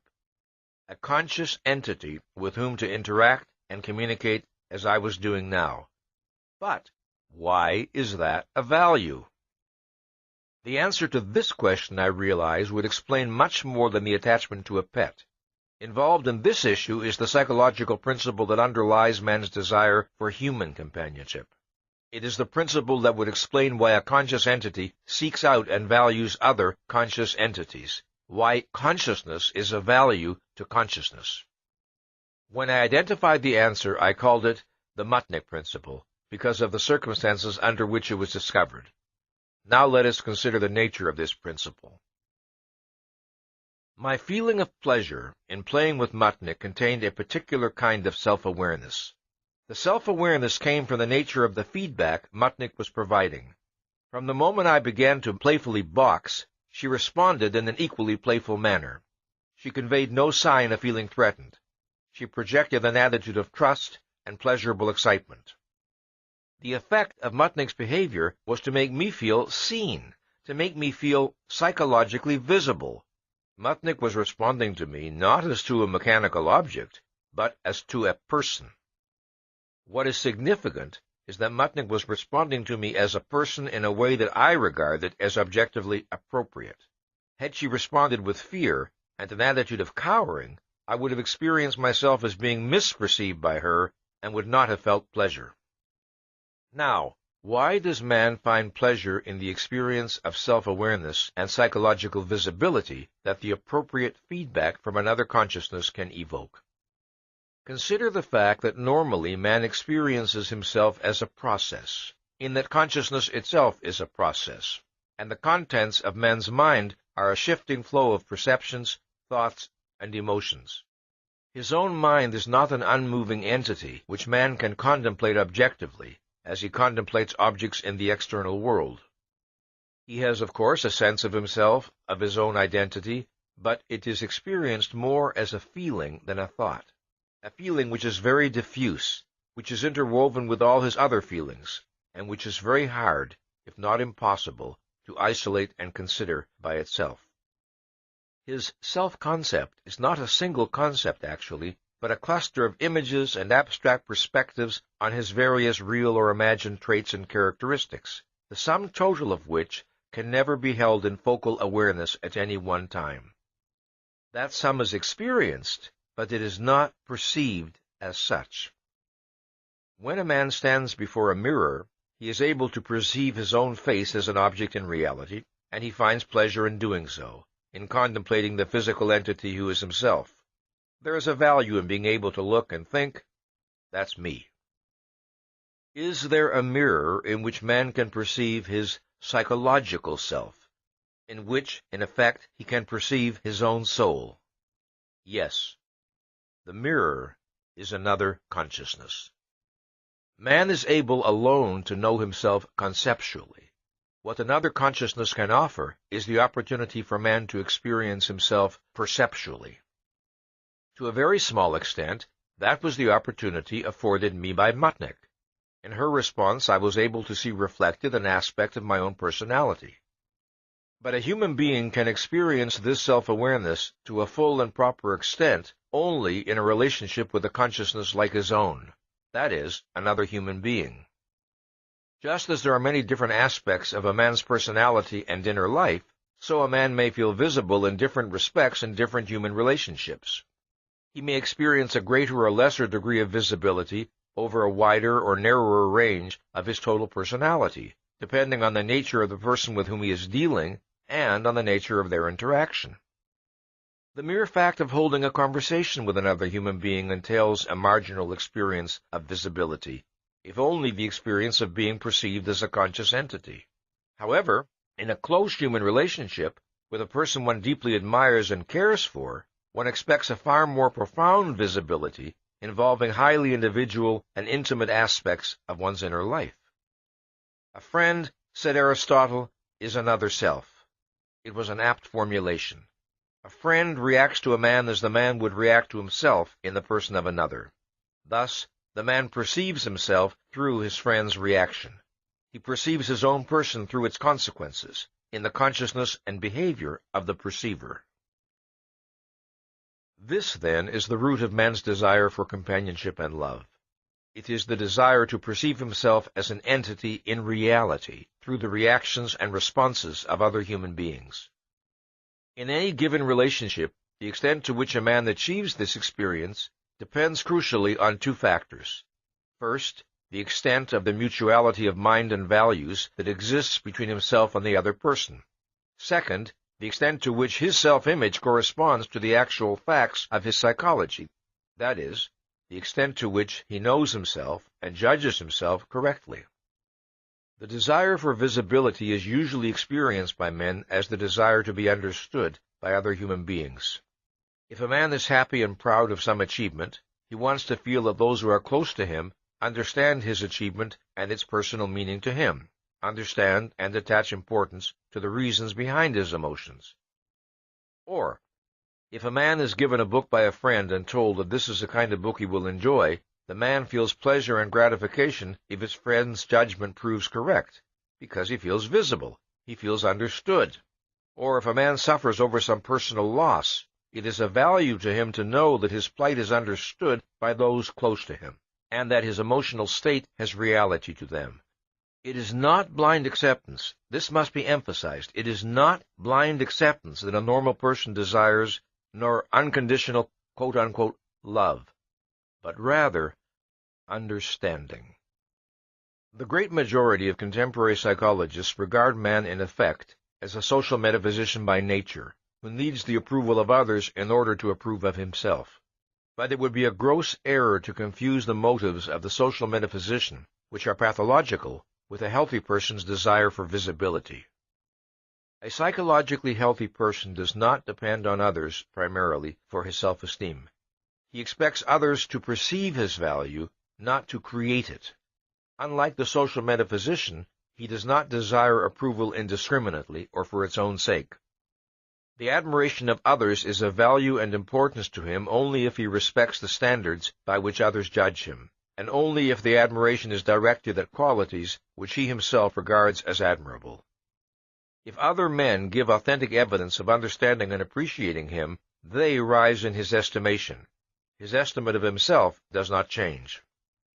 He desires the experience of living in a rational and just social environment, where the responses he elicits from other men are logically related to his own virtues and achievements. He knows the truth about his own character and actions conceptually. He wants to experience it perceptually, through and by means of its consequences in persons who share his values. As for social metaphysicians, it is not visibility they seek from others, but identity. The desire for visibility does not mean that a psychologically healthy person's basic preoccupation in any human encounter is with the question of whether or not he is properly appreciated. When a person of self-esteem meets a person for the first time, his primary concern is not, what does he think of me, but rather, what do I think of him? His primary concern necessarily is with his own judgment and evaluation of the facts that confront him. Entailed by man's desire to see his values objectified in reality is the desire to see his own values embodied in the persons of others, to see human beings who face life as he faces it. That sight offers man a reaffirmation of his own view of existence. A man can feel visible in different respects and to varying degrees in different human relationships. A relationship with a casual stranger does not afford man the degree of visibility he experiences with an acquaintance. A relationship with an acquaintance does not afford man the degree of visibility he experiences with an intimate friend. But there is one relationship which is unique in the depth and comprehensiveness of the visibility it entails: romantic love. Contained in every human being's self-concept is the awareness of being male or female. One's sexual identity, the way one psychologically experiences one's maleness or femaleness, is normally an integral and intimate part of one's experience of personal identity. One's psychosexual identity is the product and reflection of the manner in which one responds to one's nature as a sexual being, just as one's personal identity is the product and reflection of the manner in which one responds to one's nature as a human being. To what extent is one aware of oneself as a sexual entity? What is one's view of sex and of its significance in human life? How does one feel about one's own body? How does one view the opposite sex? How does one identify the respective sexual roles of man and woman? How does one evaluate one's own sexual role? It is his answers to such questions that determine a human being's sexual psychology. The single most pertinent factor in determining a person's sexual attitudes is the general level of his self-esteem. The higher the level of self-esteem, the stronger the likelihood that his responses to his own sexuality will be appropriate and that he will exhibit a healthy sex psychology. A healthy masculinity or femininity is the consequence and expression of a rationally affirmative response to one's own sexual nature. What does this entail? A strong affirmative awareness of one's own sexuality, a positive response to the phenomenon of sex, a perspective on sex that sees it as integrated to one's mind and values, not as a dissociated, mindless, and meaningless physical indulgence, a positive and self-valuing response to one's own body and the body of the opposite sex, and a confident understanding, acceptance, and enjoyment of one's own sexual role. Just as one's sexual personality is essential to one's sense of oneself, so it is essential to that which one wishes to objectify and to see reflected or made visible in human relationships. The experience of full visibility and full self-objectification entails being perceived and perceiving oneself not merely as a certain kind of human being, but as a certain kind of man or woman. It should be clear why the optimal experience of visibility and self-objectification requires interaction with a member of the opposite sex. One's sexual personality can be perceived and appreciated abstractly by one's friend, but it cannot be of great personal importance to him. A member of the opposite sex, with whom one enjoys a strong mutuality of mind and values, is capable of perceiving and personally responding to one in both areas. Romantic love, then, involves one's sense of visibility, not merely as a human being, but as a man or a woman.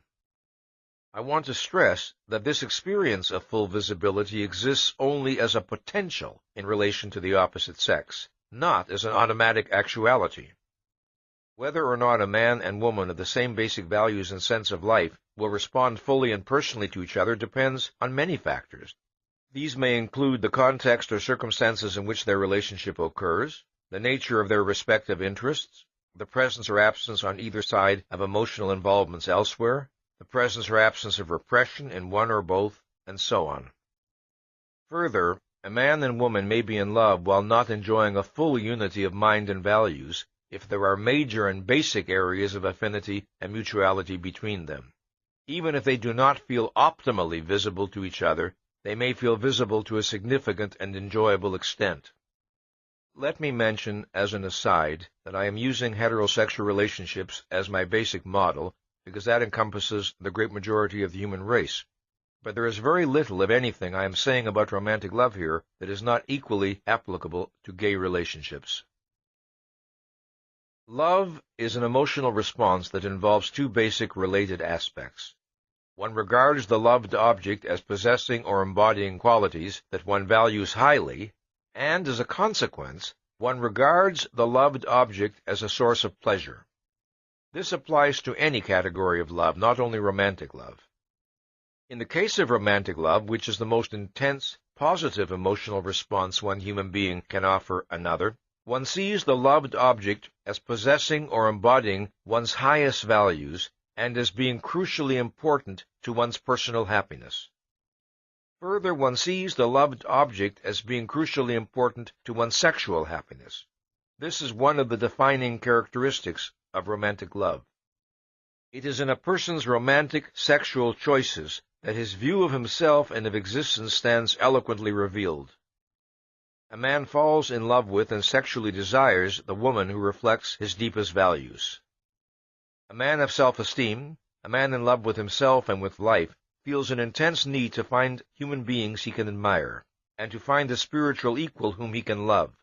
The quality that will attract him most is self-esteem and an unclouded sense of the value of existence. To such a man, sex is an act of celebration.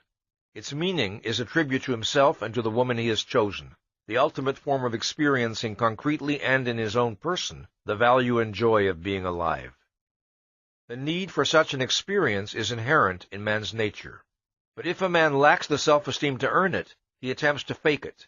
He chooses his partner subconsciously by the standard of her ability to help him fake it, to give him the illusion of a self-value he does not possess, and of a happiness he does not feel. The same principle, of course, applies to a woman's romantic sexual choices.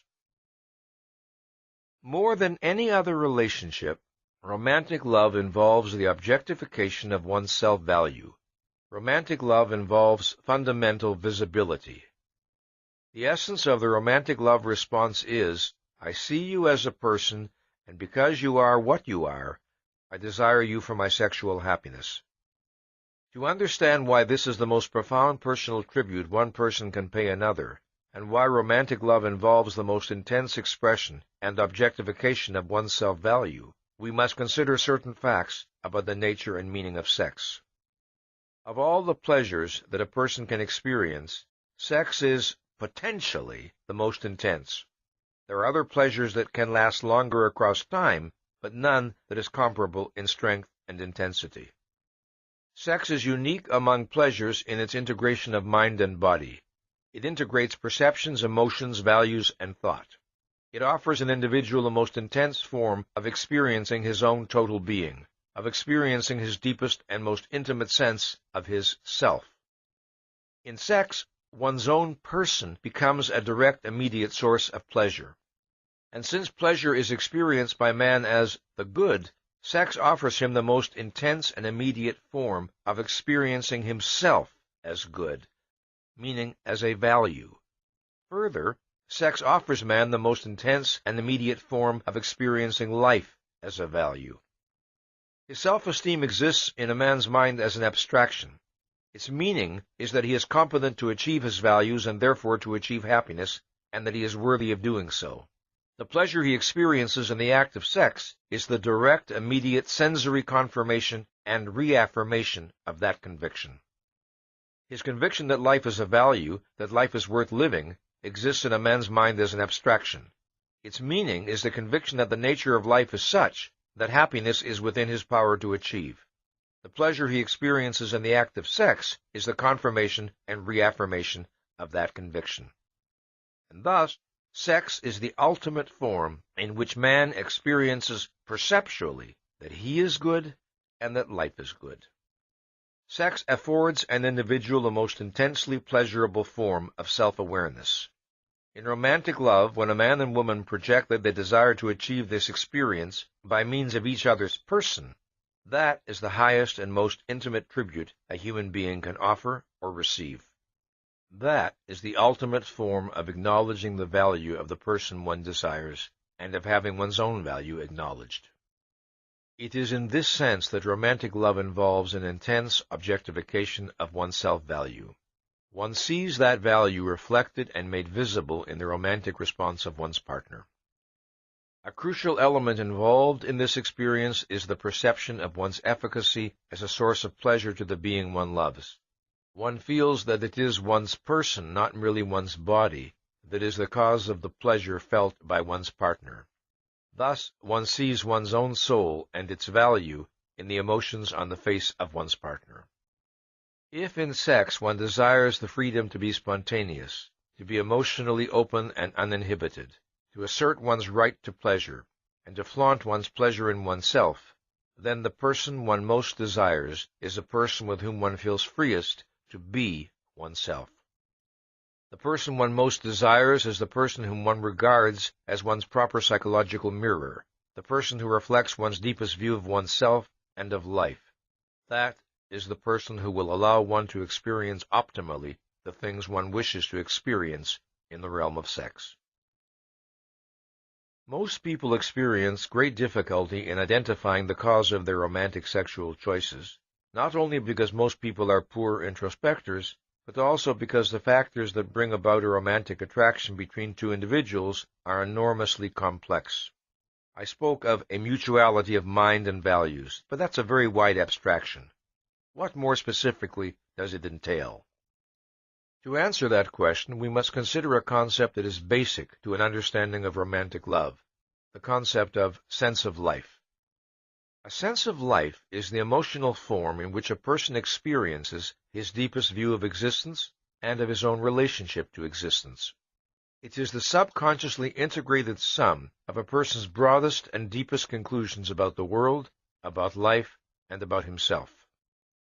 The formulation of a sense of life begins in early childhood, long before the child is able to think about the world and himself in philosophical terms. The conscious philosophical convictions he acquires later may or may not be in accord with his sense of life. This depends on such factors as how rational he is, how conceptually reflective about his own life, and how well integrated psychologically. In the course of his development from childhood, a human being encounters certain fundamental facts of reality, facts about the nature of existence and the nature of man, to which he can respond in a variety of ways and with varying degrees of rationality and realism. It is the cumulative sum of these responses that constitutes a person's distinctive sense of life. For example, it is an inescapable fact of reality that thinking is a necessity of man's existence, that man requires knowledge, and that the acquisition of knowledge requires the effort of conceptual thought. The position a young person takes on this issue is not arrived at by explicit decision, nor by a single choice. It is arrived at by the cumulative implication of a long series of choices and responses in the face of specific situations involving the need to think. A young person may respond positively and healthily, learning to take an active pleasure in the exercise of his mind, or he may approach intellectual effort grudgingly and dutifully, viewing it in effect as a necessary evil. Or he may regard intellectual effort with lethargic resentment or fear, viewing it as an unfair burden and imposition, and determined to avoid it whenever possible. What gradually forms and hardens in his psychology is a trend, a policy, a habit, a position or premise by implication. It is in this manner that all sense-of-life attitudes are formed. The cumulative result of such responses is a generalized feeling about oneself, about existence, and about one's relationship to existence. A person's sense of life can reflect an unbreached self-esteem and an undiluted sense of the value of existence, the conviction that the universe is open to the efficacy of one's thought and effort, or it can reflect the torture of self-doubt and the anxiety of feeling that one lives in a universe which is both unintelligible and hostile. It can reflect a view of life as exaltation, or a view of life as tragic doom, a view of life as adventure, or a view of life as frustration, a view of life as beauty, or a view of life as sordid senselessness. It can embody eagerness and self-confidence, or self-loathing and embittered resentment, or muted, wistful longing, or anguished, tragic defiance, or gentle, uncomplaining resignation, or aggressive impotence. A person's sense of life is of crucial importance in the formation of his basic values, since all value choices rest on an implicit view of the being who values, and of the world in which he must act. A person's sense of life underlies all his other feelings, all his emotional responses. It is like the leitmotif of his soul, the basic theme of his personality. This is especially evident in the sphere of his romantic sexual responses. Just as one's own sense of life can be very difficult to isolate and identify conceptually, so it is very difficult to isolate and identify the sense of life of another human being. However, in romantic relationships, the affirmative response of each party to the sense of life of the other is crucial to the experience of love and to the projection of mutual visibility. There are many ways in which a sense of life affinity is communicated, but perhaps the rarest is by explicit conceptual statement. Two people discover their affinity by learning of each other's values and disvalues, and by such means as observing each other's manner of talking, of smiling, of standing, of moving, of expressing emotions, of reacting to events, and so on. They discover it by the way they react to each other, by the things that are said and by the things that are not said, by the explanations it is not necessary to give, by sudden, unexpected signs of mutual understanding. Without a significant sense of life affinity, no fundamental and intimate experience of visibility is possible. One may be admired for some particular quality or qualities by a person with an alien sense of life, but one's feeling of gratification, if any, would be extremely limited. One would sense that the basic frame of reference of the other person, the basic context from which one is being viewed and appraised, is different from one's own, and one would conclude that the admiration does not mean what it would mean in one's own context. For example, suppose that a person with a self-confident, affirmative sense of life is admired by a person whose own sense of life is defiantly tragic, so that the admiration projected is for the image of a heroic but doomed martyr. The recipient of such admiration would not feel properly visible, because the image would clash with his own non-tragic sense of himself. In romantic love optimally experienced, one is admired for the things one wishes to be admired for, and equally important, in a way and from a perspective that is in accord with one's own view of life. That is full visibility. As a consequence of the fact that a person's sense of life and his avowed philosophy may be inconsistent, and of the fact that a sense of life can be very hard to identify, people are often tempted to feel that love is inexplicable. They feel that it is just there, that it is not susceptible to rational analysis. An individual may be at a loss to explain why he feels uniquely visible, uniquely in emotional accord with one particular person and not with another, who on the surface may appear to be an equally plausible romantic partner. If a person wishes to identify the ultimate grounds of his romantic feeling for another human being, the questions to ask and answer are these. What does this relationship make me feel about myself? What is the distinctive nature of the self-experience it produces in me, and why? What attitudes, characteristics, and actions of the person I love are essential in giving me this experience?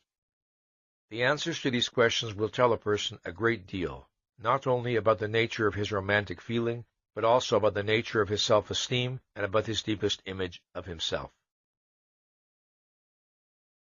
We have seen that self-esteem is the hallmark of mental health. It is the consequence, expression, and reward of a mind fully committed to reason. Commitment to reason is commitment to the maintenance of a full intellectual focus, to the constant expansion of one's understanding and knowledge. It is a commitment to the principle that one's actions must be consistent with one's convictions and that one must not attempt to fake reality or place any consideration above reality. It is a commitment that one must not permit oneself contradictions, that one must not attempt to subvert or sabotage the proper function of consciousness. In our analysis of needs, I discussed the fact that the frustration of a need does not necessarily result in the immediate or direct death of the organism. It can result instead in a general lowering of the ability of an organism to function, a diminution of the organism's effectiveness and power. This is applicable to psychological needs in general and to the need of self-esteem in particular. Obviously, people do not normally die from a deficiency of self-esteem, but the extent of that deficiency is the extent of their inability to live and to enjoy life. That ability or inability is measured in terms of a person's capacity to optimize his intellectual and creative potential, to translate that potential into productive achievement, to function effectively and unimpededly on the emotional as well as on the intellectual level, to love and to give objective expression to his love, and to explore the challenges and reap the rewards that human existence offers to man. In order to deal with reality successfully, to pursue and achieve the values which his life and happiness require, man needs self-esteem. He needs to be confident of his efficacy and worth. Anxiety and guilt, the antipodes of self-esteem, and the insignia of mental illness, are the disintegrators of thought, the distorters of values, and the paralyzers of action.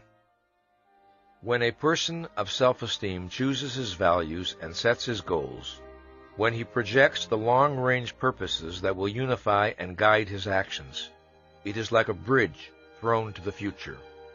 It is like a bridge across which his life will pass, a bridge supported